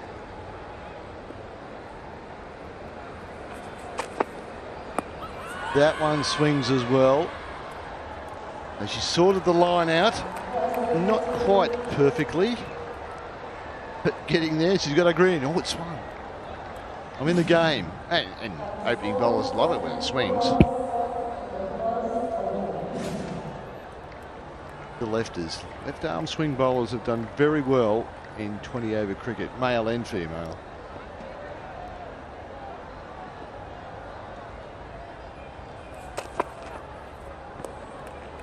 And that's time Bryce is lucky it doesn't swing back. One hits the seam and goes straight on. Great variations here from Norris. You need all the subtleties as a bowler in 2020 cricket. Change of pace, change of line. Being a bit scrambled. Just wafting at fresh air there. Sarah Bryce. Appreciated by the captain. Yeah, maybe she's thinking I do need a slip.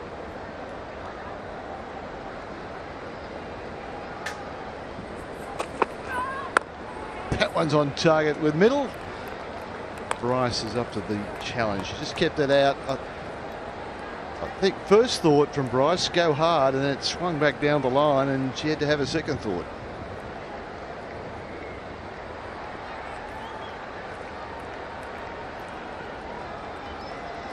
Well, at least Deandra's settled for the world, not the universe like That's right. the left-handed batsman we know.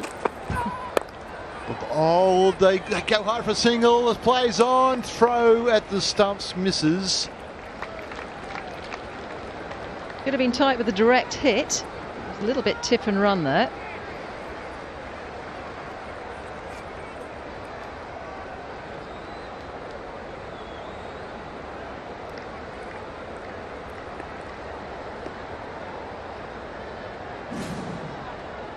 Yeah, some scampering required here. Would have made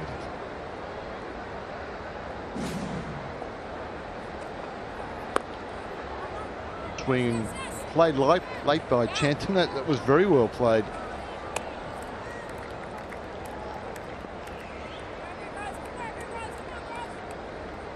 So Chanton's off the mark in the Fairbreak International. But Norris has got a few other feathers to her bow as well. Apparently she juggles and plays the guitar and tennis, and she's half Italian, who makes a good pizza. Bowls an in-swinger as well. Lofted, that's a good strike. That one swung into the hitting zone. Didn't get all of it. Will they think three of the little fumble? No, they don't. Well, that's a fascinating start to the Norris spell. 6 off it in the end. The Spirit, no wicket for 11.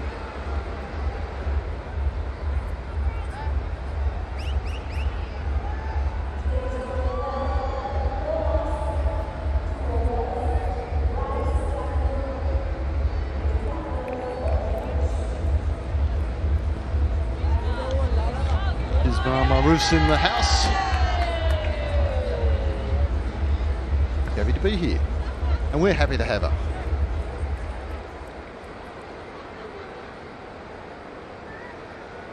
Well, we just want a camera shot of baby Fatima, really. That's what everybody wants. We saw a lot of baby Fatima during the World Cup. Lucky mascot, I think. Oh, another nickname. It's Jeans.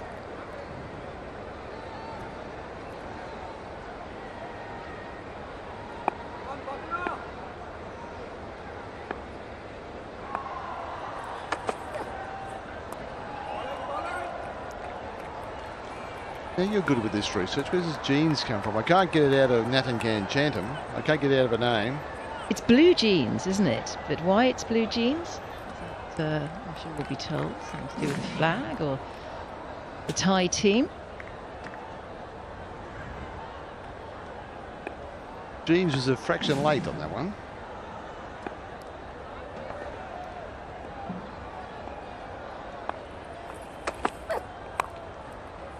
This one's got width, mostly edge. Got a good result. Well, she knows there's no slip in place, isn't she? And she just threw her arms at that. Only the wicketkeeper there behind the bat.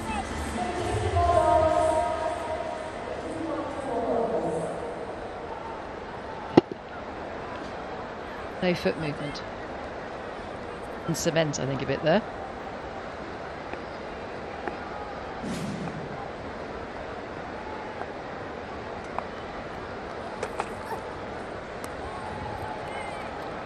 Adjustment in line and length from Fatima Sana.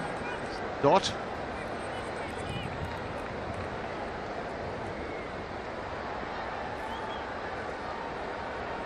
Variations there from Fatima Sana. There's 7 wickets in that recent World Cup.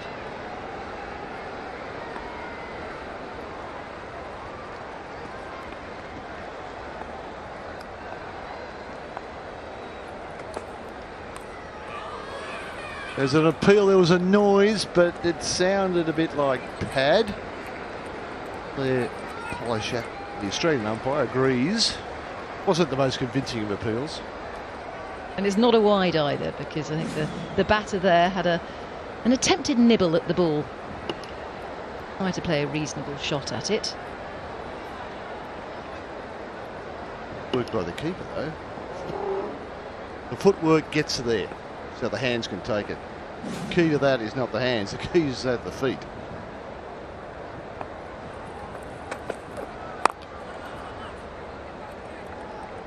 Gets away with a whitish one again. Jeans Chantham just going a bit hard, I think. Not finding her timing at the moment. Ball not coming onto the bat for her. Reaching for it.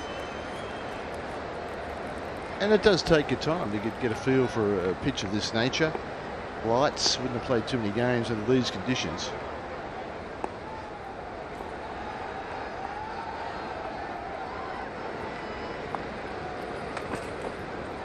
This time she runs.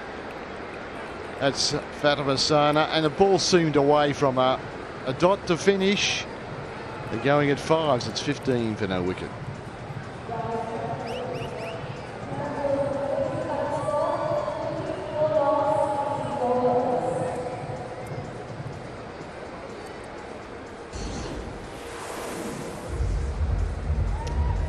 So here's the batting lineup.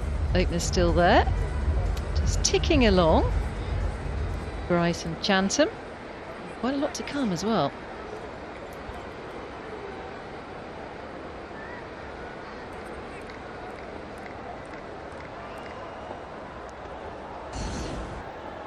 Norris again. And this one could be caught. It is. So Norris takes the first wicket for the tournament. Heather Knight maybe indicates it was in the lights for a while. And there are a lot of lights here in the Ring of Fire.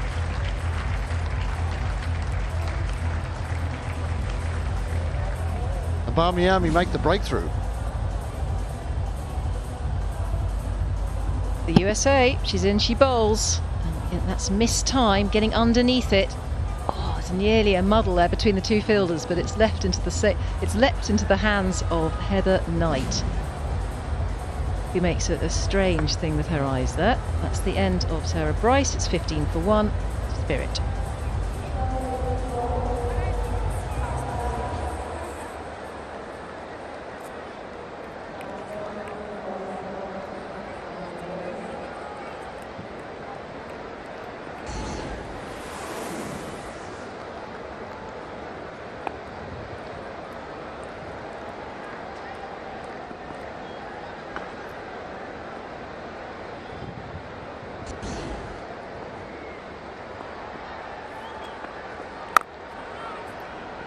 Nice looking start from Chatham as they crossed. Oh, that's delicious stroke. Over pitch there by Norris. Drilled out towards deep mid-off. Well, if you're swinging it left-handed, you're entitled to bowl full. That's where coaches want you to bowl. Well, that one didn't swing in, and this time Jeans Chatham doesn't try to overhit it. Just plays a lovely textbook cover drive. Beautiful stroke.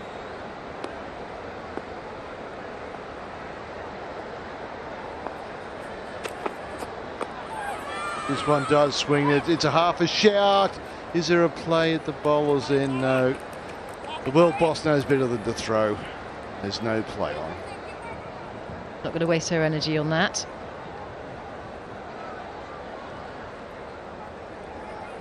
Norris of the USA. We'll get a look at her flag in a minute when she turns at the top of her mark. Nips back in, going down leg. Looked a bit high. Also, I think sliding down leg.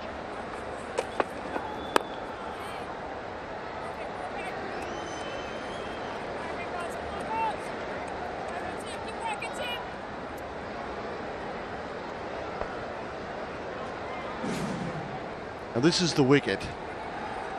This one doesn't swing in. I think Bryce was allowing for some in-swing. Ball went straight on, much of the outside edge and almost a collision, but the Knight's a veteran. She knows when to call. This one's got some width and Chatham spanks it through cover. That is another beautiful stroke. Dragged it down there, Norris. A little bit too short. Chatham all over that one. It's short and wide. Takes full advantage of it. Rolls the wrists. Keeps it safe. Straight through the gap.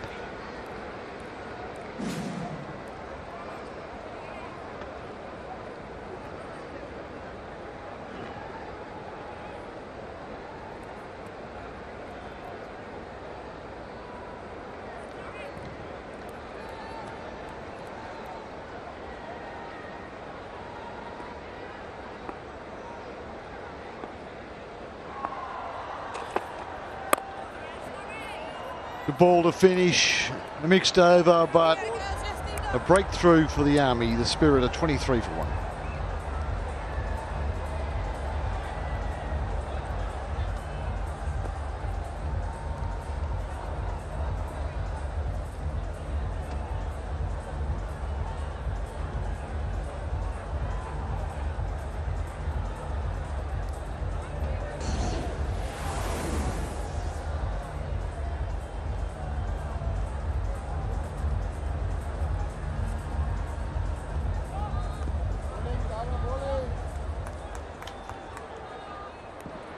To 1 wicket down so far in the Spirit's chase.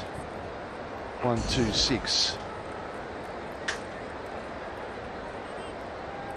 Deandra Dotton, very recognisable figure. 51 wickets, along with all the runs. I have to bowl that one again. It's a good pace, but White got the radar right. A bit loose there with her first ball.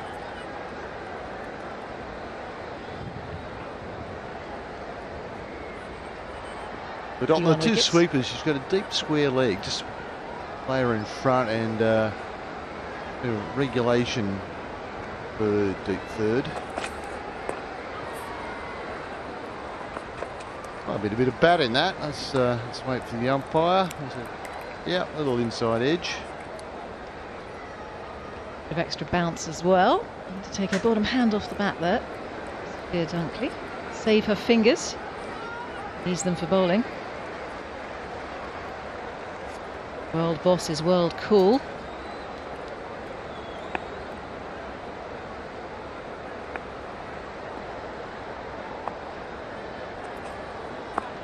It's short and the attempted hook. Panther's down. I wonder, that's a leg injury. unfortunately. Maybe she's twisted around. Not a bad, well, it could be a cramp. Ooh. Okay, that's the best option. I think you're right. I think that's the correct diagnosis by the looks of things. Stretching the leg. We all know how that feels, don't we? Apparently you have to eat more broccoli to stop cramp, I've been told. Not on prescription. It wasn't a bad shot. She just didn't quite time it. It swivels, and that's probably where the cramp comes in. Just twists around there, and that's when the cramp strikes. Well, grab the calf.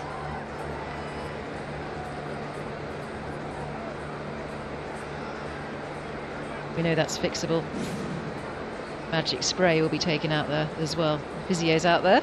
Bit of a massage. Well, look, I hope it is cramp and not an injury, a strained calf. It's been very hot here in Dubai today, much warmer than yesterday. Yesterday was verging on pleasant, in the high 20s. It's mid-30s today. Ooh, yeah, that looks a little more than a cramp, I think. Could be a strained calf. Oh. Flicked her ankle over, possibly. Yeah.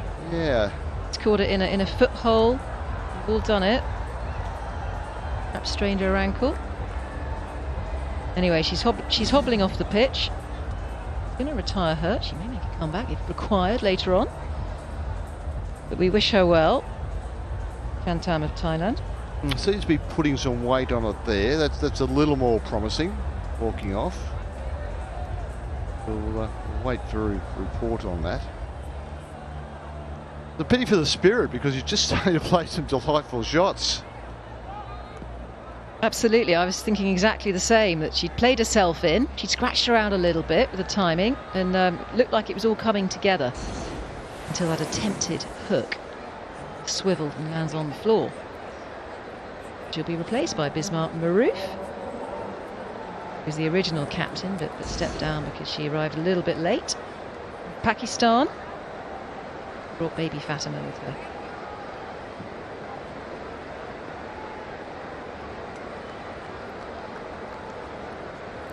So the lefty comes in, Bismar Maroof,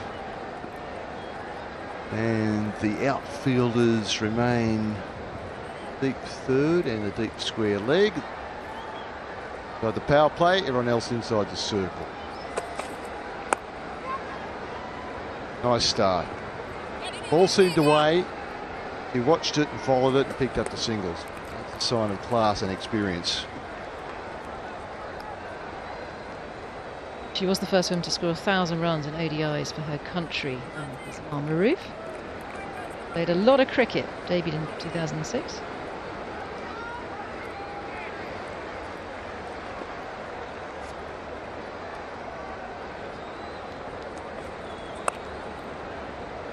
Yeah, Dunkley settles for the run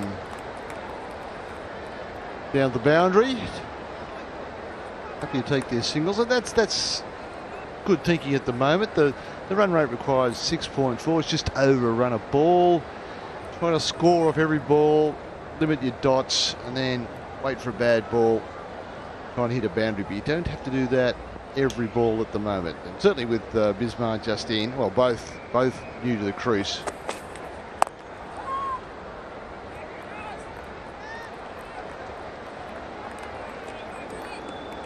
Well, Deandra Dotton, never one to wonder what's in her half of the pitch. He'll try anything to get a wicket. Gone short. Testing Mar's reaction. Come in. And then she goes full, so she mixes it up. They scamper through. That's well run. To finish the over, finish the fifth, it's 28 for 1.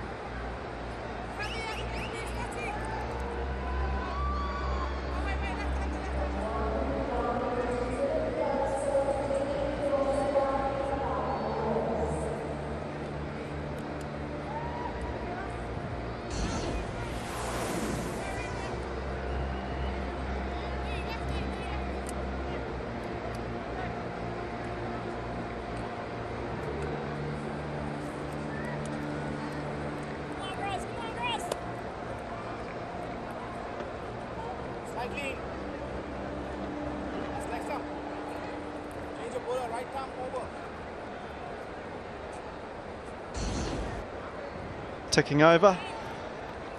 An easy surface to accelerate, score a lot of runs in the back end, so Spirit side's going to be looking to keep up with the run rate.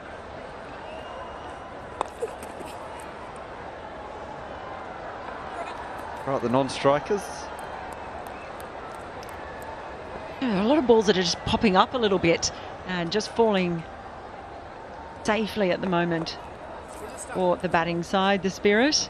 Yeah, maybe just unsettled a bit after we just saw Chantham there going off. I thought it looked like she'd gone down because of the old calf sniper. It looked like that. It reminded me.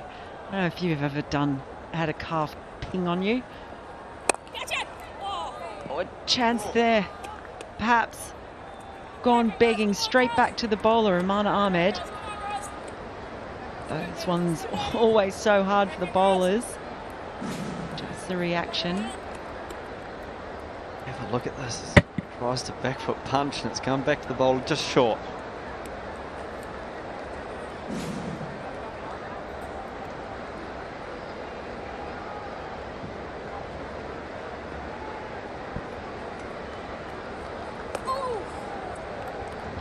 And we see that ball just bite and turn a little bit, and we're seeing that as this third match on this same wicket. That pitch is beginning to take a bit of grip and turn. It's not easy out there.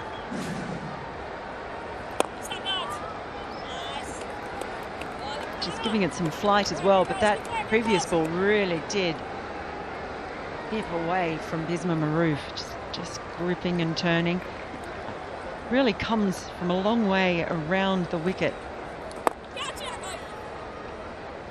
Just down the ground, and see she came a little bit closer to the wicket there, changing the angles. Very crafty approach to bowling.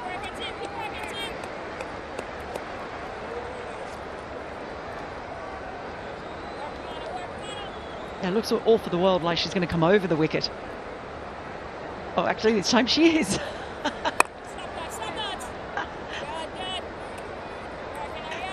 And there's no run. And that is the end of the 6th over, 31 for 1. She starts in the same spot, basically, whether she's going over the wicket or around the wicket.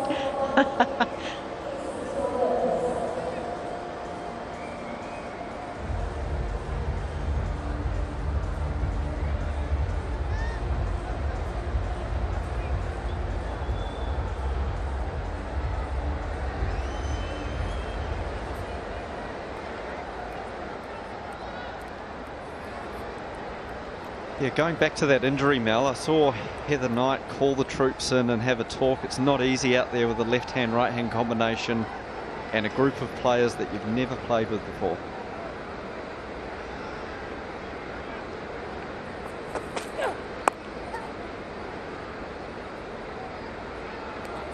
Single there. That was the end of the power play. 31 for 1. Spirit, it's just not been easy. It's been a real battle for every team.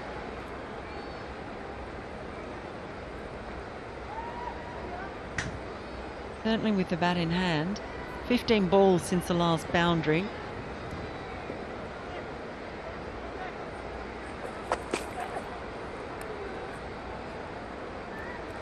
It's a wide delivery there. Yeah, I just remind everybody that there's a bonus point here when we get to 10 overs. The team that had the highest score after 10 overs picks up a bonus point. To get that, the Spirit needs to score 50 runs.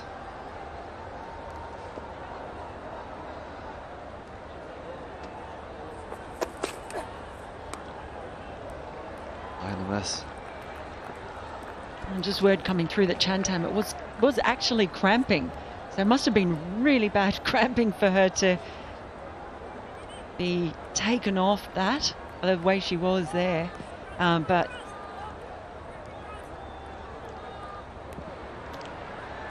yeah, so just a reminder, the bonus point at 10 overs, the team that had the most runs at the end of 10 overs scores a bonus point. Oh, and that skids through. Lovely shot through extra cover. Wide of mid-off, and that's 4 runs. yeah, Dunkley loves hitting through the offside. Cracking shot. She does, and she just plays it with so much confidence as well, that shot. Attacking, coming down the crease.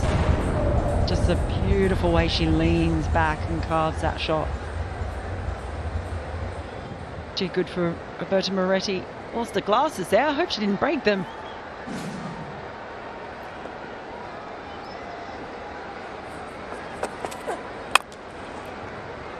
Dug out by Dunkley and a shaped throwback by Dotton. Love the aggression out there. And she's certainly got one of the best game faces in women's cricket. Deandra Dotton, don't want to mess. Yes, good news that it was only cramping. Just a good word there, bit of help. Boundary. That's just cruel, isn't it? That's a stitch up.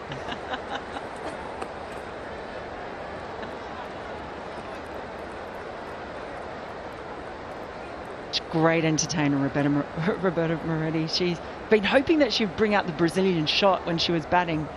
It's a great shot that the Brazil team have pioneered, where they basically do a full spin. They see the balls going down the leg side. It's great to watch. Love to see it in the flesh, so to speak. Just having a look at the field here. Just a sign of the pace of the bowling.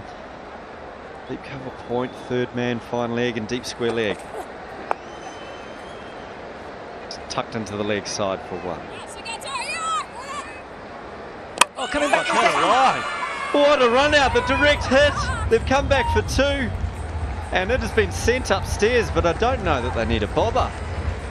She looked miles out of the ground, did Sophia Dunkley. Looked like they'd just settled for the first, but decided to take a chance. Oh, it looks like it was very, very much the wrong decision. Look at this throw.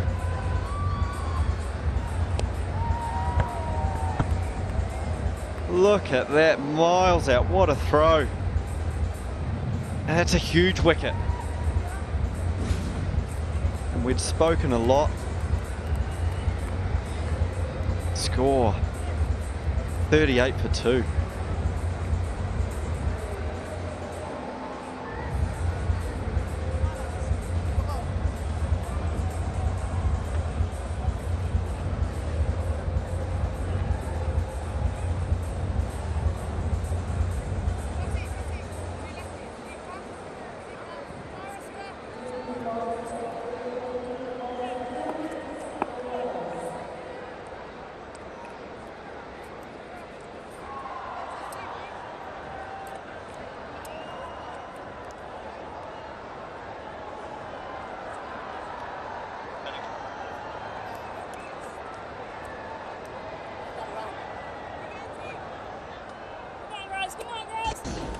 Nicola Carey comes to the crease after that phenomenal piece of fielding, that run out.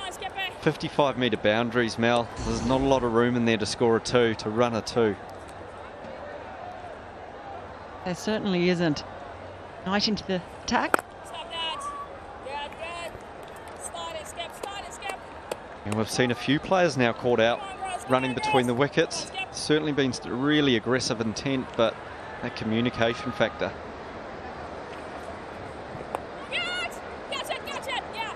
Calls of catch it and taken. Heather Knight grabs the wicket of Bismar Maroof. And it's all going wrong for the Spirit at the moment in this chase.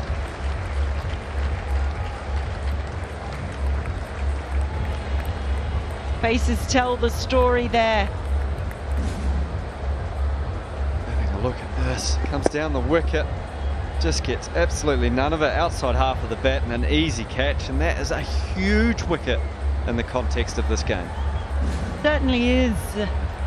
Heather Knight coming in just the second ball. We've seen a couple of wickets taken off the first ball, but Bismar Maroof goes off the second of the over for 5 runs. The Spirit 38 for 3.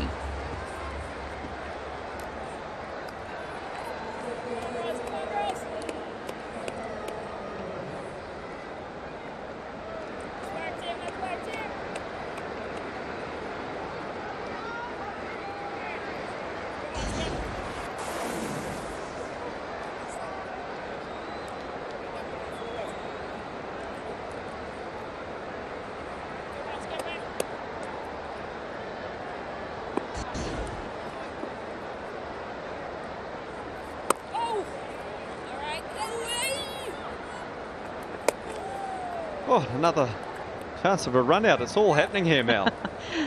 Bit of excitement now. A new batter in, Nataya Butticham. Joining Nicola Carey, the captain. Here's the throw. And just in. That was very, very tight. They're taking their chances, the Spirit batters. Can ill afford to lose another wicket at this point. 3 down already.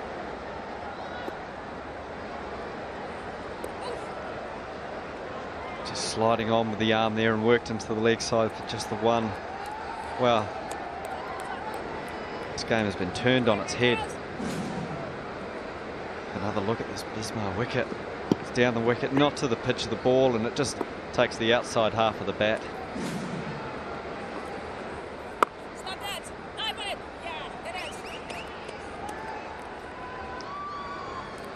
Well, there's a lot of work to do now for this Spirit batting unit. Here's the run out that we saw earlier. Brilliant piece of fielding as you see Fatima Sana running in.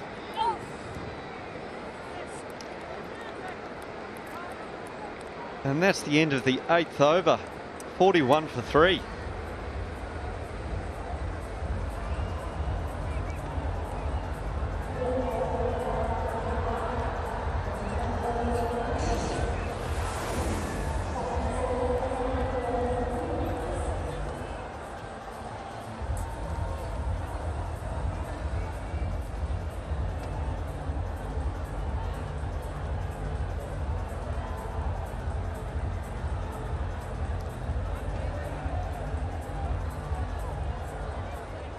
Just have a look at that scorecard. A few people spending a little bit of time in the middle, but no one really establishing themselves, establishing a partnership. And it's going to cost the Spirit unless they can find something in this batting partnership.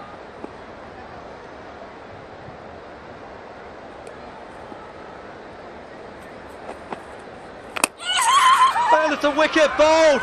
What a wicket, Carey! Nicola Carey. And the bowler, Henriette Bashundhara. What a wicket, first ball. Well, we've seen that happen a couple of times tonight. Bowlers taking wickets with first balls. We saw Sophie Eccleston do it earlier, and that nice and full, just straight through. Look at the eyes, look at the smile. Absolute joy from Shinway. And Nicola Carey, the captain, has that long walk back to the dugout. What a start for a Shinway. A Spirit, 41 for 4.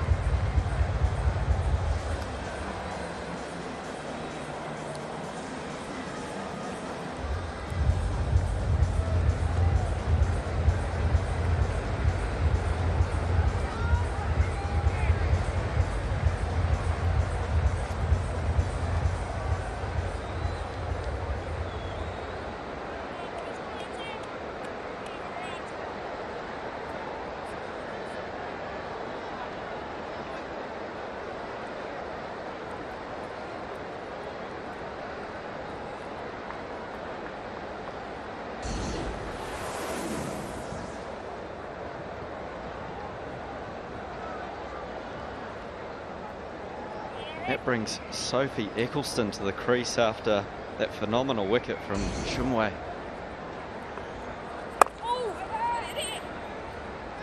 Great work from the bowler from Rwanda.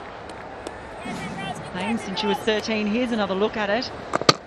Just seemed to almost shape back in a tiny bit of shape there, and just did for Nicola Carey. Nice and full. I think that's been the biggest celebration of the night. We've seen some good ones, but Carey, of course, disappointed.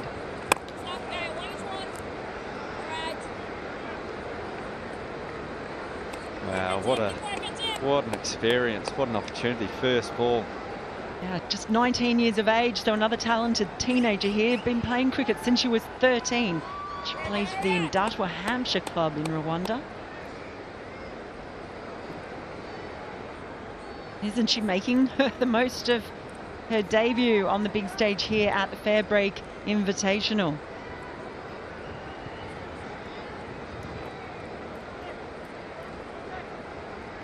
What an exciting bit of cricket that was. The reaction on her face, it tells a story.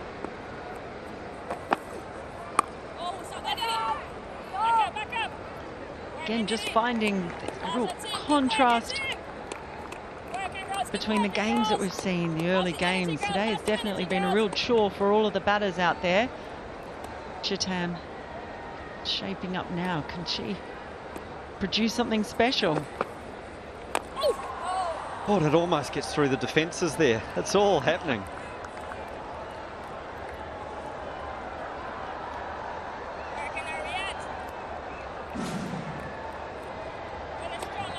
That almost gets through.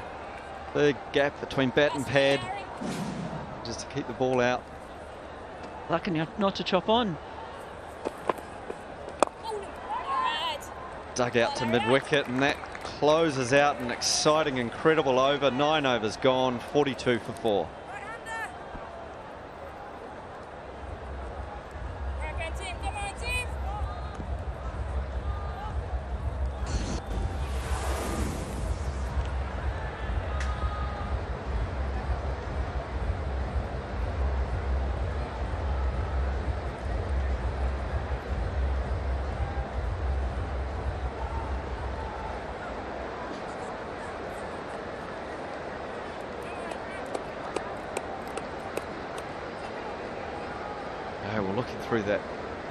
Looking through that bowling card, contributions, dotting 2 wickets there.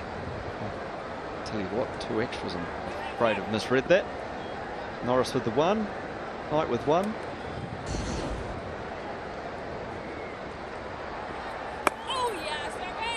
Heather Knight back on, turning it in. A good little battle between the teammates. A good reaction. Well, the tables have turned. It was Eccleston bowling tonight earlier.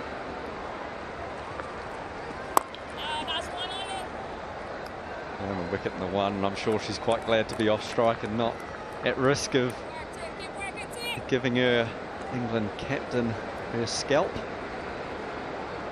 And she's such a good batter as well, Sophie Eccleston. She really can give it a wallop. But it's not the night for walloping, I suspect. Seen a few changes in the field, packing the offside ring, and people riding the boundary out in deep square leg, deep mid wicket, and long on.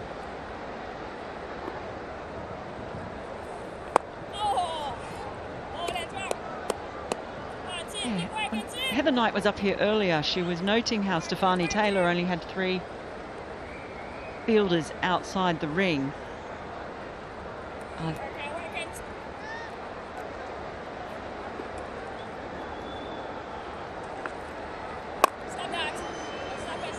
So a reminder about the 10-over bonus point rule.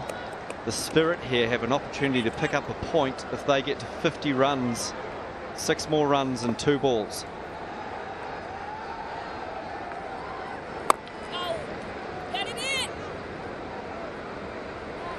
Test of that awareness. Do they know that? Has the message gone out? Just to that point I was making before, Heather Knight had commented on the 3 fielders outside the ring for the associate players, and then perhaps having 4 out. There's only 3 out now with Buchatam on strike. It's wide, it's turned, there's an appeal. We're going to go upstairs and have a look. Forget about the bonus point. We're going to see if we've got a wicket.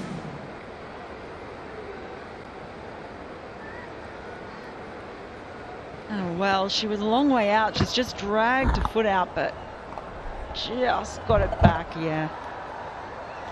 Looks like she managed to get it back. Some good flexibility there. Managed to push that back foot.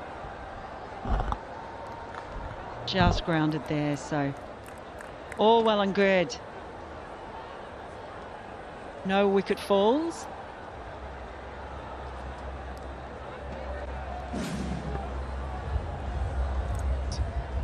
Score's going to stay at 45 for 4 after 10 overs. The bonus point going to go to the Barmy Army. And it's a good time for a drink. 45 for 4 after 10.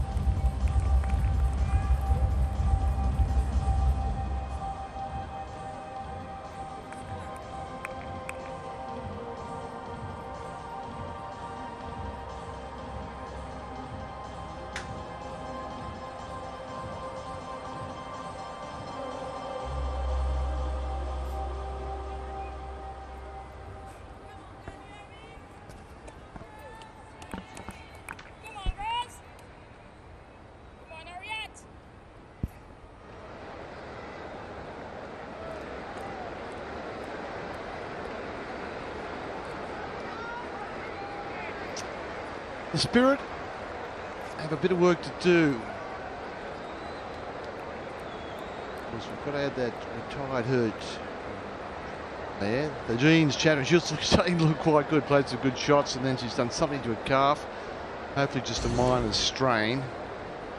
But the Barmy Army bowling has been quite stifling.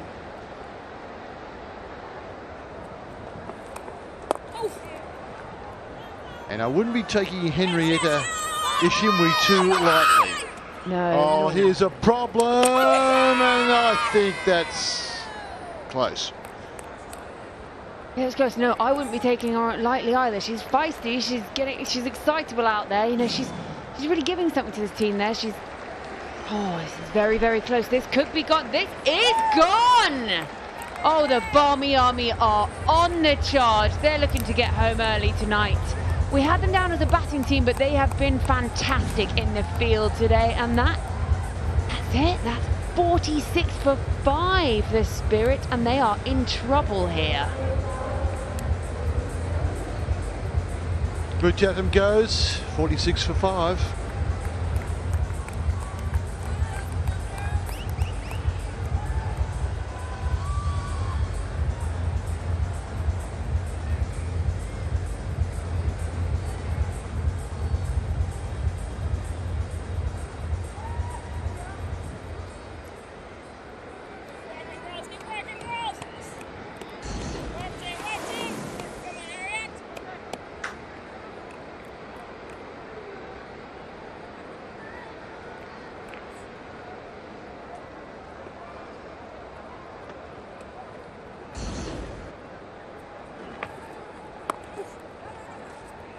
Ishimwe continues after the run out. The run outs have been bushfires, so in Australia, and this is it. Not sure if the first was run hard enough. Without the hesitation, she makes it. It's that simple. Yeah, she tried to send Eccleston back there. Drives. The sweeper should be just one, because if they go for 2, it might be 6 for. You've got a point. Yeah, so we were discussing this earlier with the run-outs, because obviously teams, you know, still getting to know each other, but you can see she was just hesitating and she's tried to stop Eccleston, but Eccleston was already in that stride, the 6-foot stride of Sophie Eccleston. She'd set off and she was going for that run, and once that hesitation was in there, I don't know, she was sort of down the river without a paddle.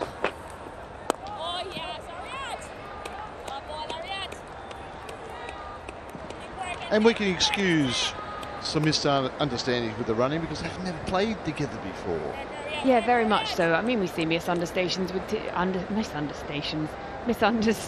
between teams who train all the time together. So, yeah, very much so. That could be a no ball. No doubt about that one.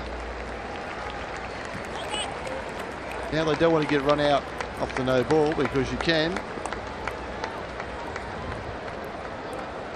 Well, Harriet's been bowling quite well, and she just dries her hands off there.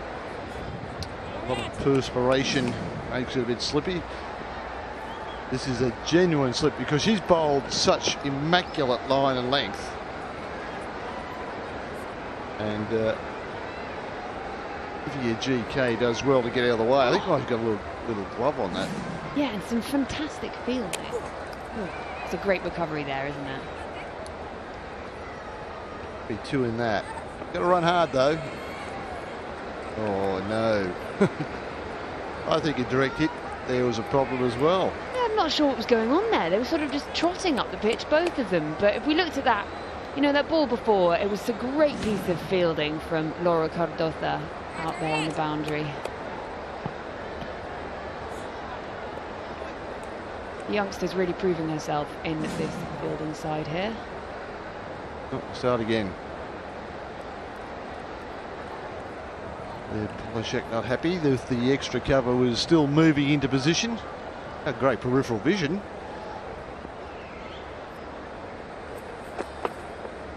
Oh. 11 overs gone. The Spirit is struggling. It's 52 for 5.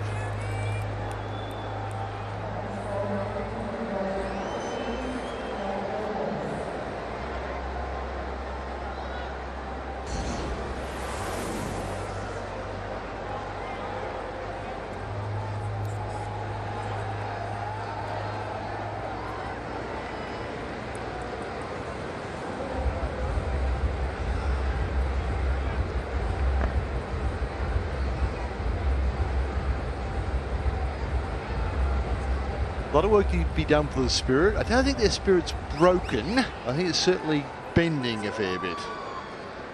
Yes, spirit is ebbing away somewhat.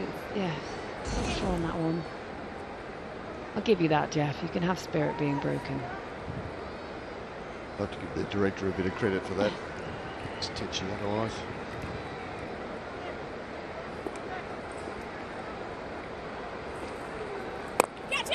Eccleston charges and hits poorly. So poorly hit it doesn't make mid off. I'd like to see another Barmy Army player with the glasses on there. A Chetri. You can't take liberties with these association bowls. They bowl very accurately. They don't necessarily have a lot of pace on it, but you've got to watch and wait and play the right shot. Chetri's bowled 8 balls to 3 so far.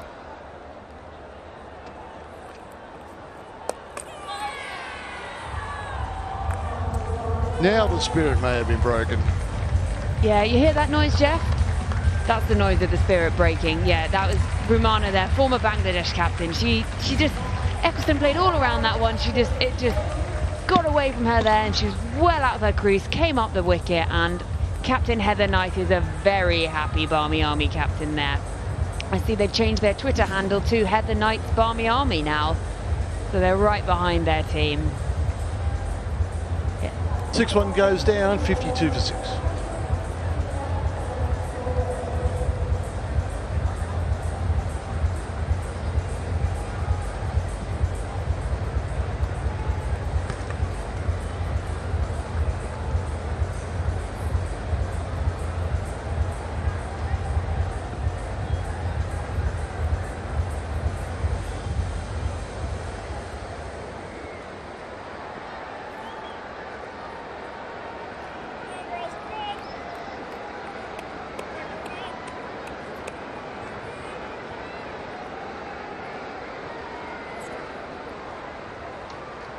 Okay, the injured player returns.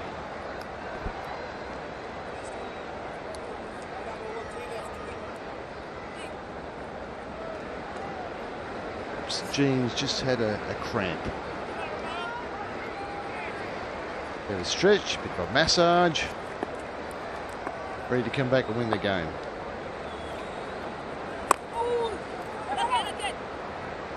Yeah, she looked good before she had to go off earlier. Good bit of fielding there by Deandra Dottin. She's so athletic in the field. We saw it in the Women's World Cup, Dottin.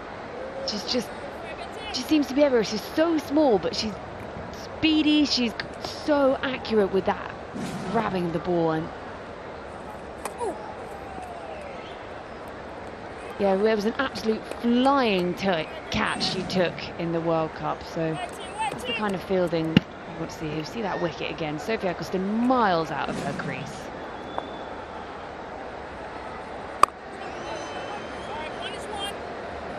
Cooper cleans that up for a single. Spirit will take anything they can get at the moment. After 12 overs, they're 53 for 6.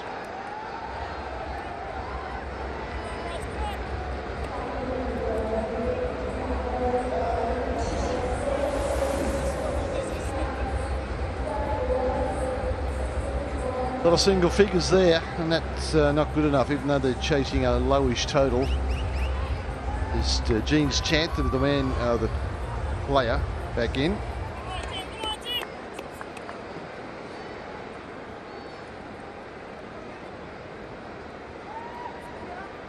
The Chantham had retired hurt. She's the only one into double figures. They desperately need her to take this on. The equation doesn't look good though, 73 or 48. I'll need something exceptional.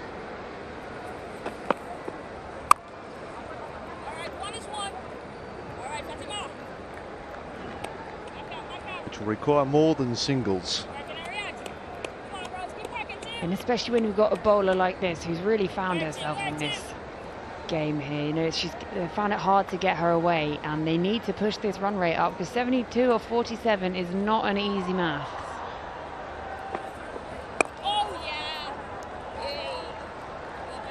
Yes, and Divya GK, She really is used to being a top-order player who occupies the crease. She's not a big hitter. She pushes the ball around for singles, so her job really is to get Champion as much strike as possible. And that's where we could struggle again. Obviously, we've discussed many a time today the running between the wickets and the confusion that could go on there. So she's continually trying to get off strike. She might put herself in a bit of danger there. And the last thing we need to do is throw any more wickets away for the Spirit.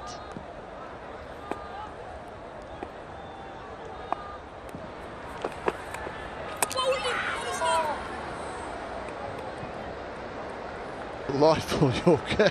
Henriette's enjoying herself tonight in Dubai. Got an Australian international out with her first ball.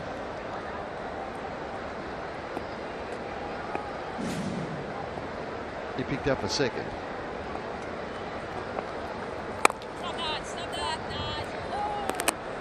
The Knight's got the field well set, and she does the fielding there. Laura Volvart knows enough about Heather Knight to make sure she backs up.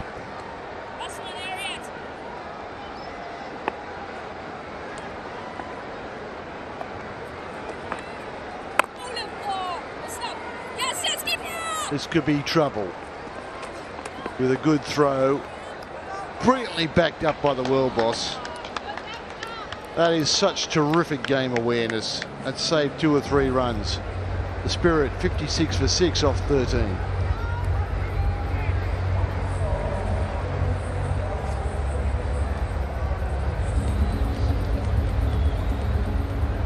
The Army coaching staff are pretty pleased with themselves. Yeah, understandably so. You know, you've got Lydia Greenway there on the left, England legend, coaching legend, and she'll be so happy to see her team in the field here doing this.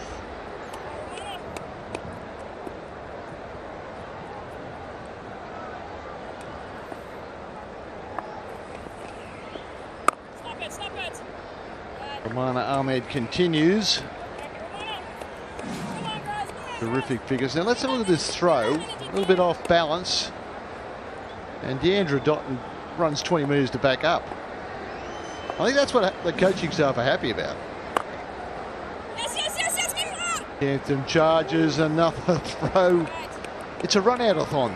It is, isn't it? I guess it's one of those things, the coaching staff are happy about that because it's not about the mistake, it's about how you recover from it as a team. And Deandra Dotton cleaned up nicely and stopped her going for buzzers.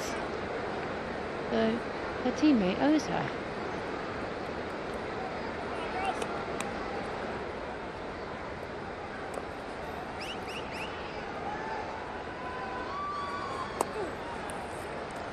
A little wider, a little quicker.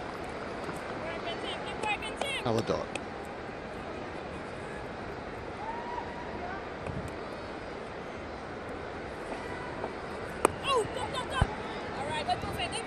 I think one briefly. Tara Norris wasn't hitting the middle of the bat earlier on. She was bowling well. This time she does hit the middle of the bat.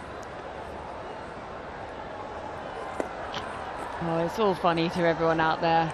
We're all having a chuckle. Divya can't quite get out of the way of that one, and know where the ball is. Jermaine Campbell's dive is in vain because the ball didn't get there. Oh, well bowled. A little slower, a bit more turn through the gate. Been really, really good today, hasn't she? She's also getting through her overs very quickly.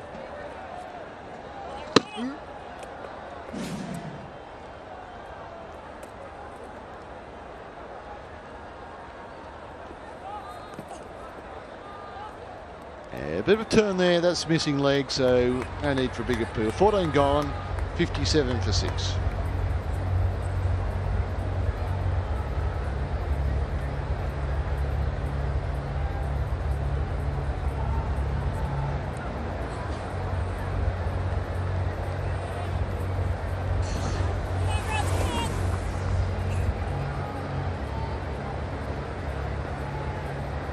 Heading for 2 a ball for the Spirit. They need something exceptional.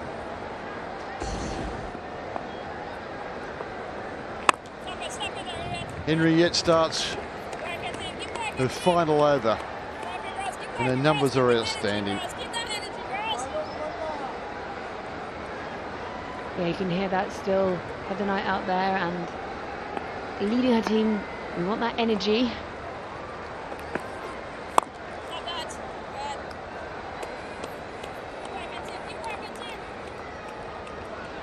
Happy looking staff for the Barmy Army out there.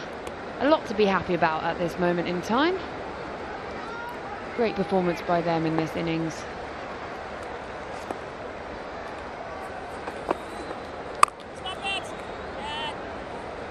It's so hard to get away this bowling. It hasn't got a lot of pace on it and it is very straight. You really do need to take a big risk, but the Chatham needs to give herself some room. Outside leg, outside off. She's got to change the game up. Maybe even charge the bowler.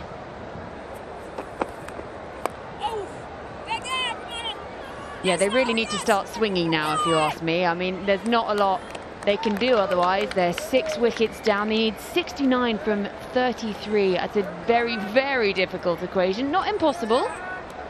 No, but they do need Chatham to hit the boundaries. If you turn the strike over, don't let the dots rack up. Let Chatham play the big shots. There's a lot of ifs, really.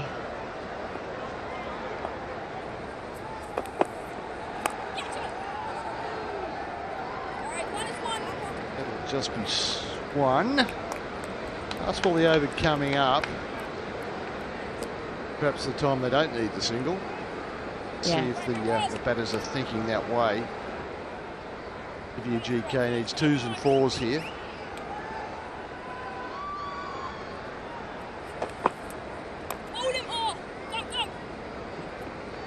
If they do get a single, I guess they've got to take it. 15 gone. The target 126. They need 61 for 6.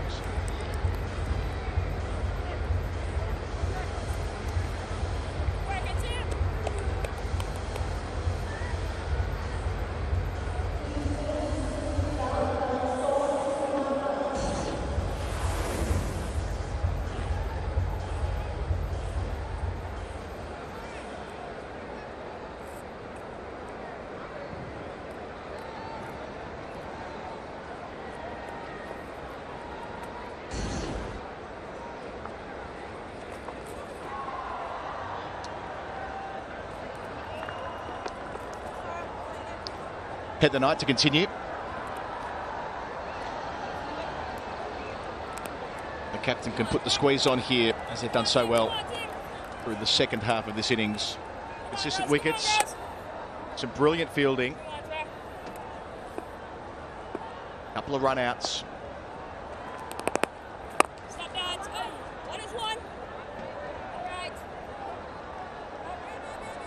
And a wonderful intervention from Henrietta Shimway.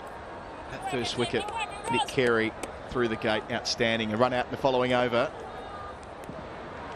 There's the Barmy Army well on their way. Put down at short fine. Roberta Moretti-Avery to move low to her right. Looked as though it carried Isabel Duncan. Yeah, I think it did carry. It was a drop there. Not easy. Very low. Right at her feet. Drops to her right. Yes, it is. But in a desperate position here, Spirit.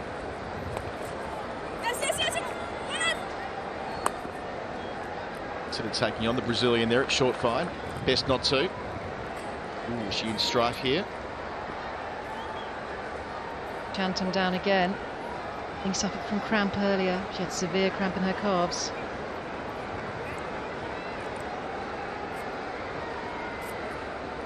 Looks like they'll get some attention for her.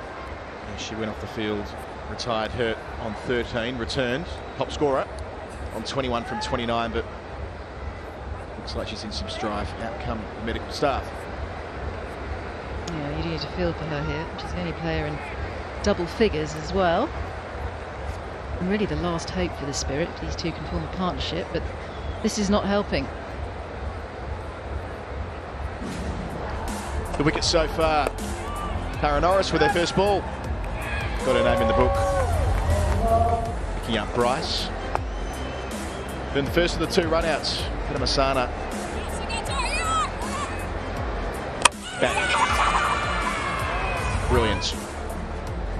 Heather Knight into the attack. Didn't take long for her to get a wicket either. Here's Mama Ruth. That moment of the night, Ishimwe through the gate, the opposing skipper, the 19-year-old from Rwanda. A lovely moment. And the second run out. Confusion. Ishimwe did the rest at the non-striker's end. Very much involved there, Ishimwe. Sophie Eccleston dancing down the track. Campbell did the rest, the wicket-keeper. Yes, as we can see here, Chatham's in some strife. Reported as cramp earlier on. Whether it's something more serious here, time will tell. But yeah, she's not taking any more part in this evening's game. That much appears clear from what we're seeing here. Yeah, what a shame. She played herself in originally, retired first on 13, and she's coming off having scored 21. It's not what Spirit want.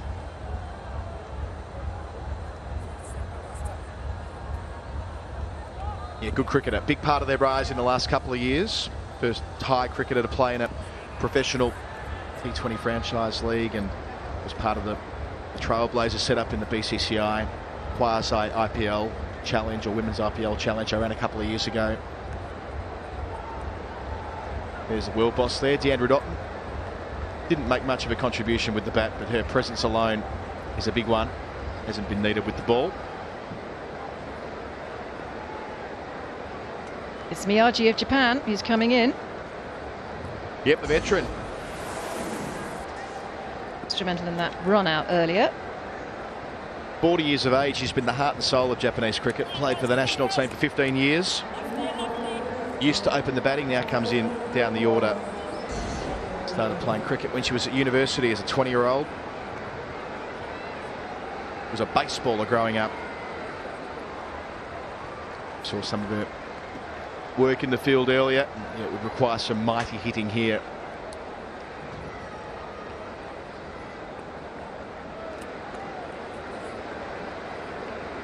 .62 from 26.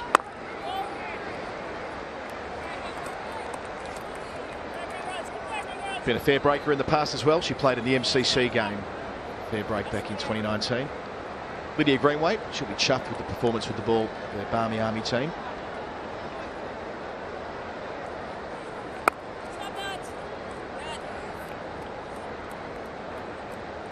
Game just out of reach here for the Spirit. Doesn't seem likely. 62 off 24.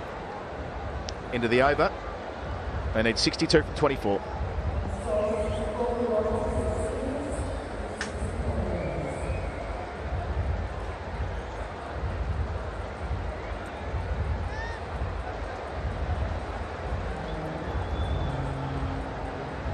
Tara Norris will get a chance. Got the USA flag on her back. But very much a Brit, it must be said. She plays her cricket in the UK where she lives. Domestic setup.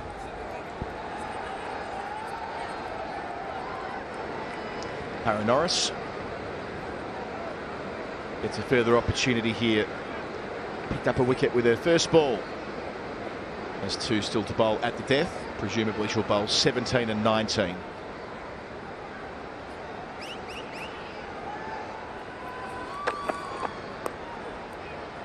Good pace there. Norris had a couple of great years in domestic cricket. 2 Rachel Hayhoe-Flint trophies. We've been part of 2 winning teams for the Vipers. She was instrumental in the victory last year, the final against the Northern Diamonds there at Northants, where she came in down the order and made a vital 40 not out. After bowling nicely earlier in the day. Played plenty of games in the 100 last year as well.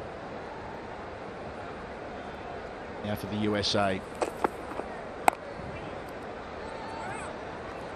Yeah, good length ball there from Norris. Can't get that away, and of course bowling to the new bat who's out there, new batter Miyagi. They'll be wanting to bowl to her and just keep these runs keep drying up. 65 for 6 and 61 required off 22. It's a big ask here for the Spirit. Spirit has been dampened for sure. Very good.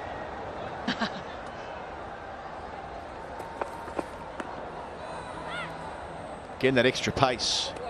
Interesting where Norris fitted into calculations for England. Behind Tash Farrant as the main left-arm seamer. Katie George as well, who burst onto the scene a few years ago but has battled back injuries since. And she's been on the comeback trail recently with England A.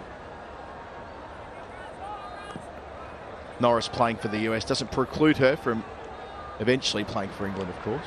Well, she's lived all over the place. She then lived in Barcelona until she was 7 years old, then moved to the UK. Edged down towards the rope and cut off. Ishimori in the game again. Miyagi has a high score of 47, which he scored in Japan's win against South Korea in the T20 East Asia Cup back in 2019.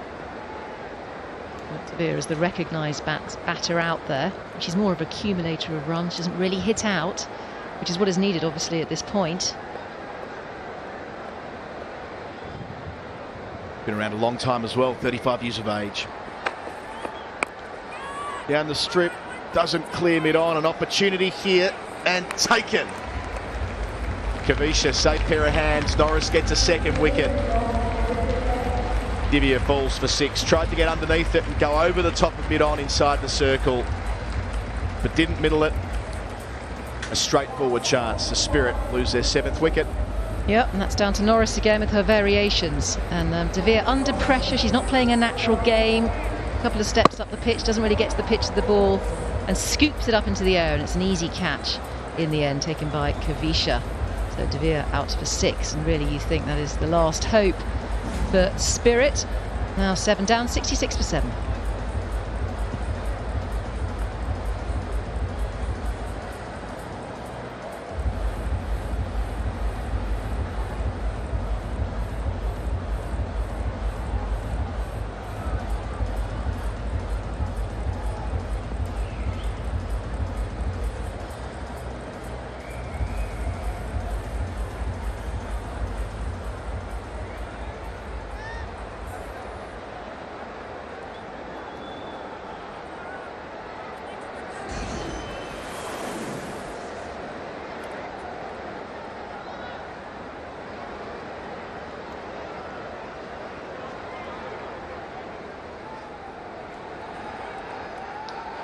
A daunting task, Ayavanga Kaka walking out with the Spirit requiring 60 runs from 19 balls, however unlikely.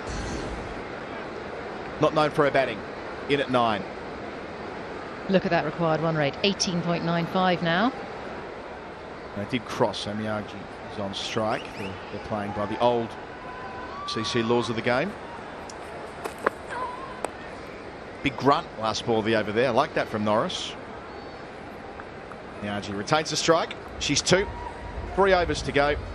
59 needed. The Spirit 67 for 7.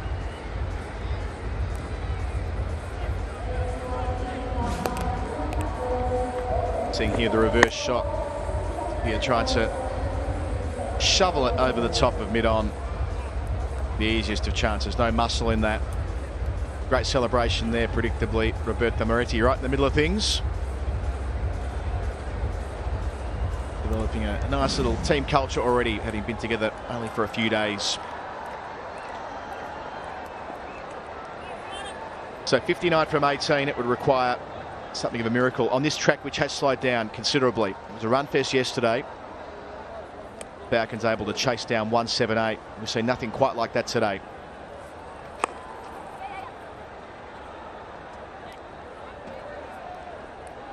They're playing on the same pitch tomorrow, so we might, in terms of team selection, see a lot of spin used, I'd imagine, given it's not going to get any quicker on day 3. Oh, it's been very effective. We've seen it being effective in both of these matches that have been played today. It's certainly kept the runs down. It's dried up the runs, stifled them. Speaking of keeping the runs down, Romana Ahmed only conceded 6 runs from 19 deliveries so far, including a wicket. Bangladeshi leggy. Oh, she's phoning it up there, isn't she? 2 new batters in Miyagi and Kaka. Searching for a wicket.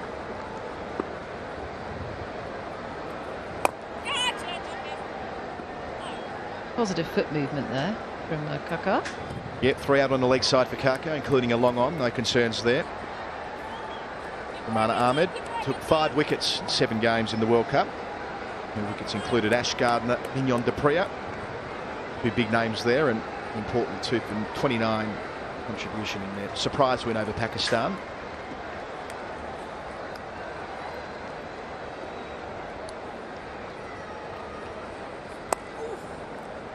Around the wicket there, Romana to the left-hander. Experienced campaigner, I like that, through the umpire around the wicket.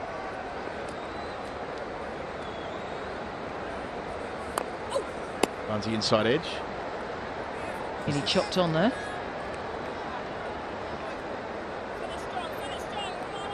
Finish strong's the message.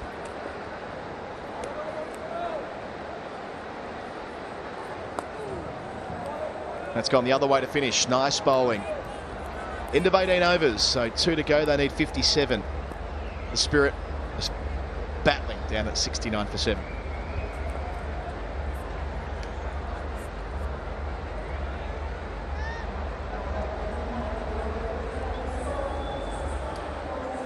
Nice warm day here in Dubai. 2 relatively low scoring games. The Barmy Army well on track to defend 125 for 6 after the Tornadoes defended 117 earlier today in the first game of this doubleheader.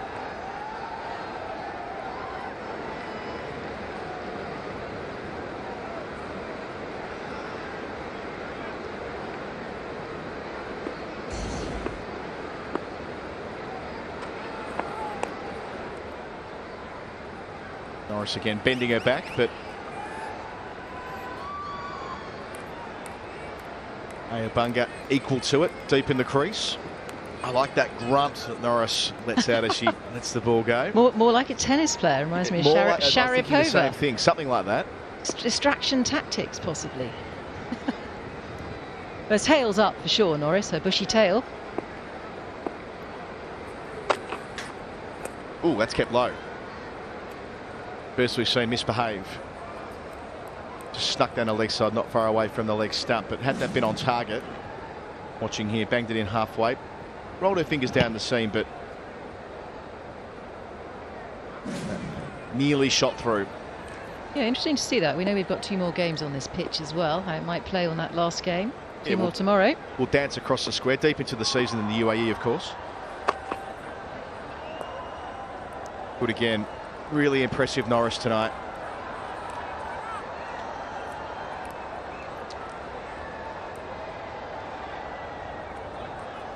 Second highest wicket taker in the Rachel Hayhoe Flint in the first season in 2020 during the pandemic, taking those wickets at 17.5.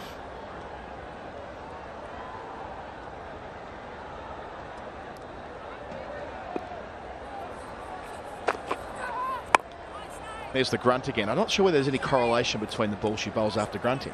We only get it every second or third delivery. I don't think she only does it to the right-handers. Because she enjoys the angle. They're going for the body with it, with a left arm swing.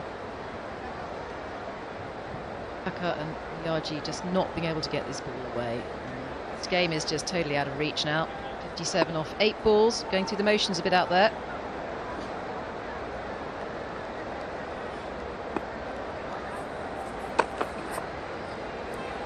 Dance, swing, miss. Points for effort for Kaka, given that mathematically they can't win the game from here. Campbell's got to tidy up the furniture now. Quite the all-round career from Campbell, isn't it? Look at the way she's been able to be a wicket-keeper, a bowler, a top-order player. Got the international 100.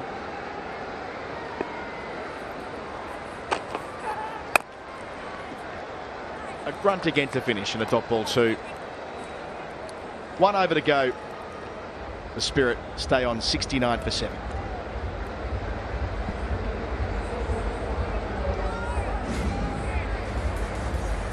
The 2 wickets from Tara Norris. One with her first ball when the game was there to be won. Bryce miscued out to the captain Knight. An easy chance and a big smile on her face. And the second back into the attack. Divya couldn't get it over the top of mid-on. 2 for 17 from for her analysis.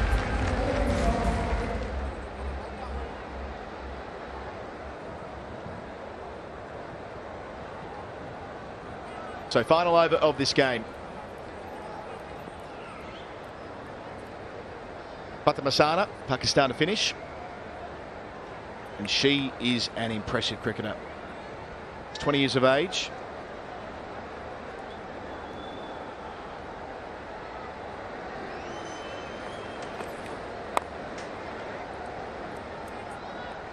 Karachi native. Was there a few weeks ago, Izzy. It is a willing place, Karachi. Absolutely loved it. Got to have your wits about you. I've only been to Lahore, not to Karachi. Yeah. We'll swap notes later on. Yeah, and Lahore, different to Lahore. It's striking the difference between the two cities, actually, the two biggest population centres in Pakistan. Nice movement and pace, Fatima there. Wanting to pick up a wicket here, Fatmasana, to tidy up her figures. I mean, she's been extremely economical though at 3.86. 0 for 9 off 2.2 overs. 12 dots in amongst that. Had a good World Cup, 7 games. Took a 3 for against South Africa. Had Lizelle Lee caught behind. Sune loose.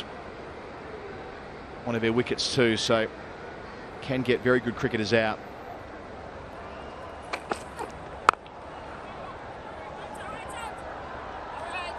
Well threaded there. Miyaji gets another single. She's a rising star, isn't she, Fatmasana? Had a good World Cup as well. Picked up a few wickets, picked up 7 wickets. Yeah, wicket a game. Not yet leading the attack, but it won't be long. You can see it. All the ingredients are there. Moves the ball both ways, bowls at pace. Good competitor, excellent in the field. We saw that earlier. The run out she contributed to.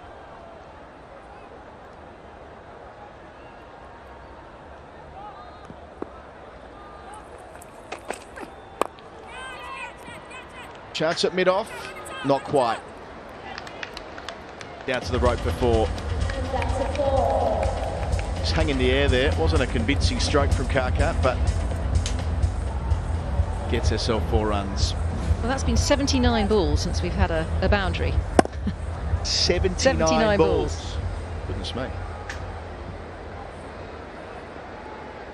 Shinway was the fielder there at mid-off. She delivered the moment of the night. She bent back Nick Carey's middle stump. And without being overly cliched about it, that is what Fairbreak's all about, isn't it? As they come back for a second, run-out's on, run-out complete. They'll go upstairs, but that looked pretty out from that first angle.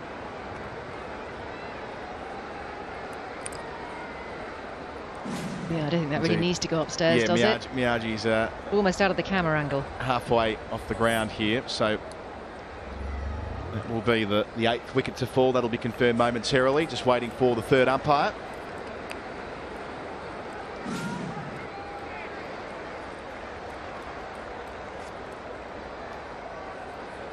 And the figure goes up.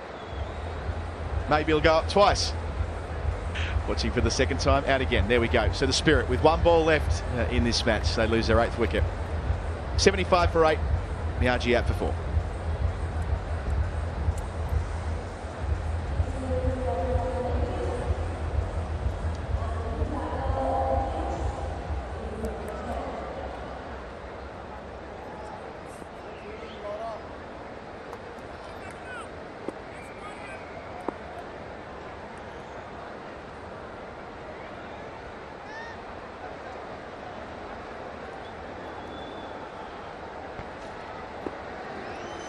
Last ball. Oh gosh, not a 4th run out. It'd be in keeping with the disaster that this has been for the Spirit. 4 run outs, and they'll finish their innings on 75 for 9. They have been soundly beaten, defeated by an even 50 runs by the Barmy Army, who are able to defend 125 for 6 with ease. Absolutely, and I think we'll go through the wickets here. As that is going to be a run out, I think. Yes, it is.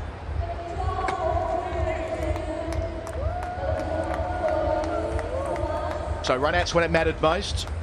Wickets early in spells. Good bowling changes from Heather Knight throughout. And as the pitch started to get slower and slower, the Spirit never found a way to go through the gears. As you pointed out, 79 deliveries between boundaries at one stage. one player making it to double figures. A fairly sorry scorecard for them, finishing on 75 for 9. That was Chantham, who retired hurt on 13, came back and then left the field again on 21. So they're effectively bowled out on the final ball.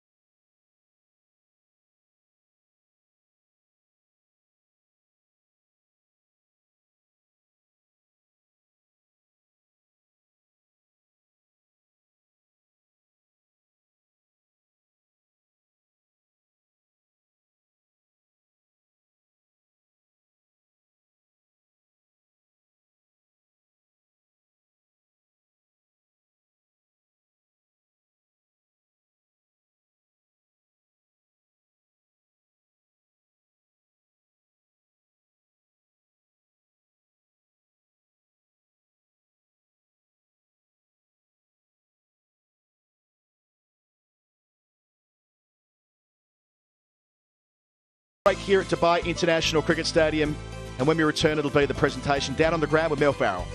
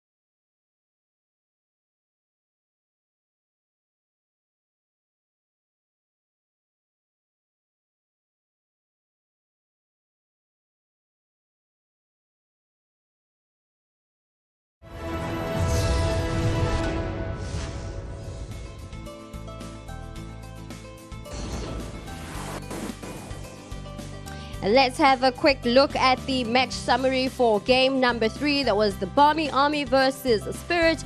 They didn't quite fire on with the bat, and we saw Barmy Army putting up a score of 125 for 6. Laura Wolford getting 38 runs. And also we saw Heather Knight before she got run out getting 36 of 25. And when we go to the bowling side of things, Sophie Eccleston is not number 1 for a reason. She got 3 off of 15. And of course, Dunkley also wanted to bag a wicket under her belt. And when we move over to the second innings, we saw Team Spirit getting only 75 for 9 after 20 overs. And Champion, also known as Jeans, only getting 21 runs and not being able to get that momentum going. And of course, getting Dunkley also only getting 8 runs. Not much partnerships built in the second innings. And let's hope that in the next couple of games that we'll see better batting from the two teams. Let's head over to the post-match presentation. And we've got Mel Farrell, who is on standby. Hello and welcome to the post-match presentation for match 3 of the Fairbreak Invitational 2022 between Barmy Army and Spirit, live from the beautiful city of Dubai. I'd like to start by thanking our sponsors SDG Impact Fund and GenCore.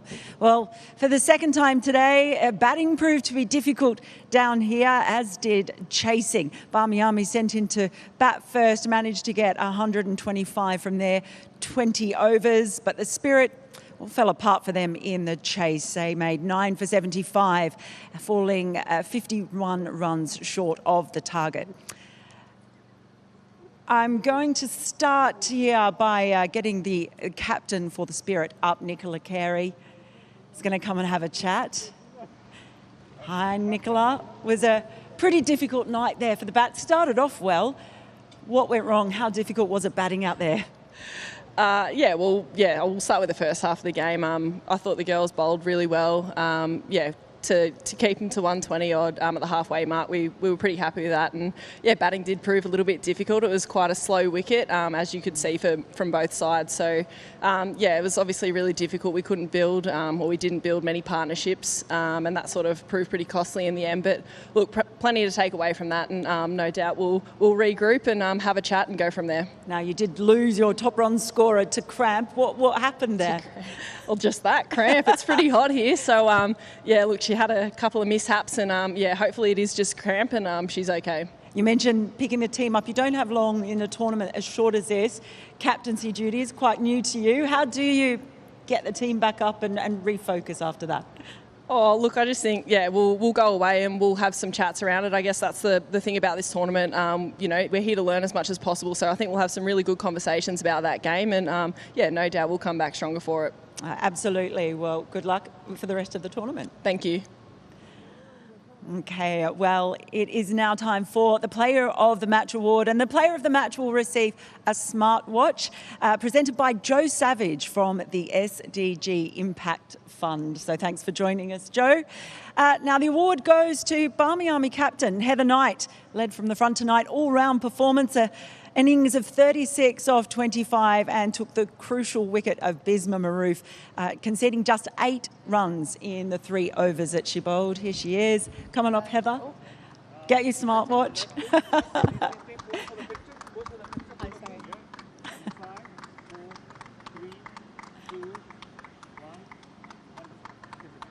There you go. You'll never be late again.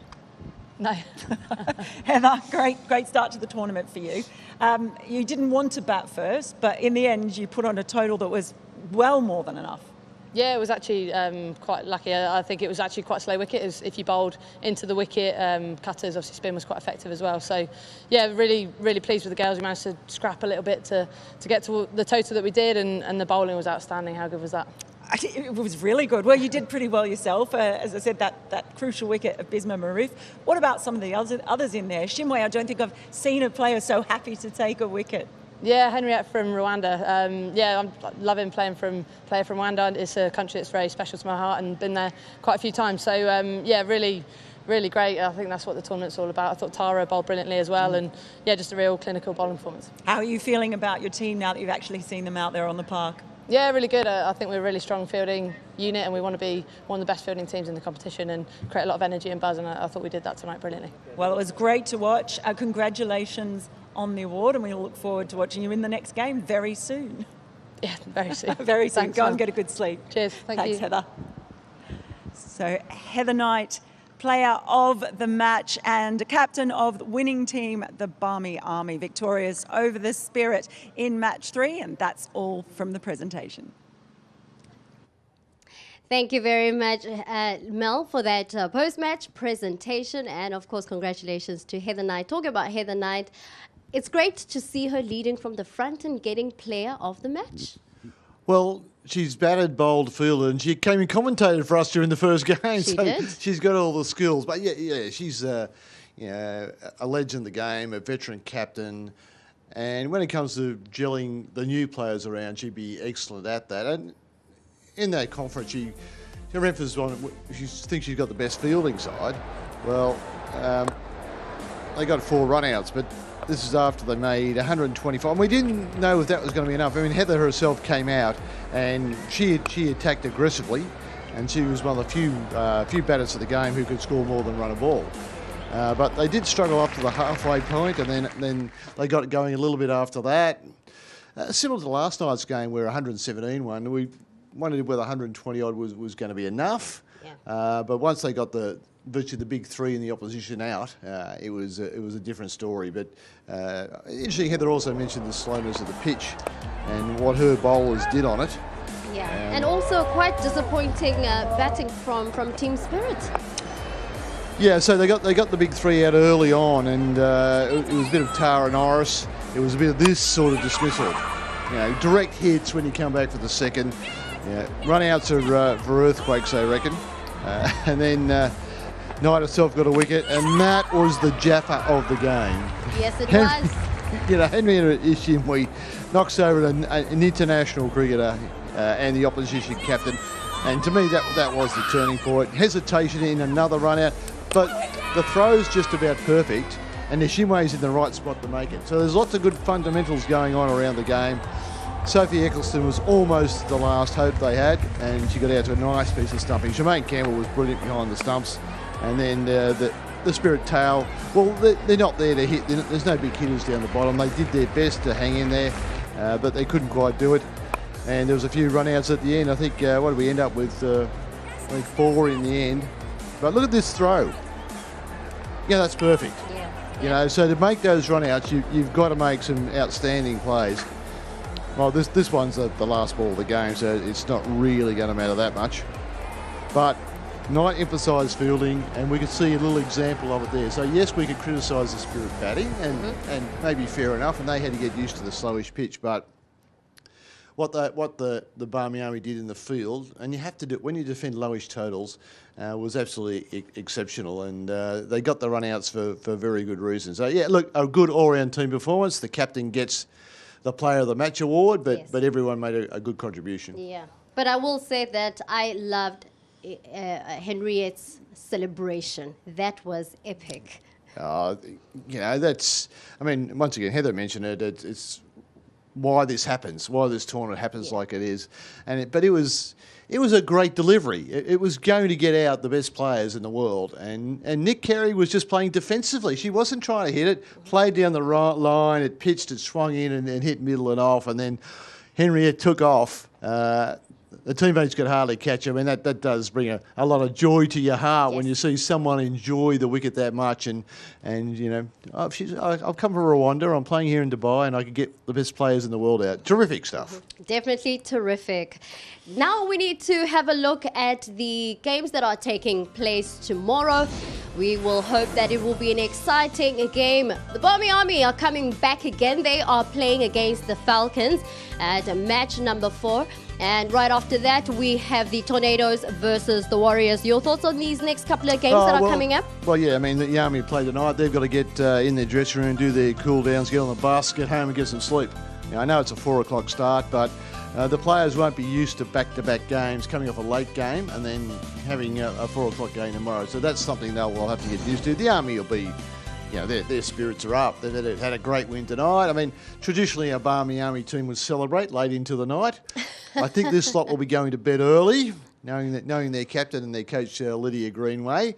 But every side's played now. All 6 teams have played. We've got a little bit of form on the board, and tomorrow's that we start almost the second round, and we'll find out a lot more if the players have improved, if the Spirit can lift their batting game. A little bit of work to do there. So we're into starting that middle phase of the tournament. Everyone's got their nerves out of the way. Yeah. They've had a game. They're getting used to each other, and I expect more settled performances, particularly from the teams that have lost. I think they'll play a little better as we progress. Well, thank you so much for being with me here in studio. Always a pleasure. It always is a pleasure. And I hope that you guys has also enjoyed the games that were taking place today. We look forward to seeing you tomorrow, so make sure that you joined us for those double headers. See you tomorrow.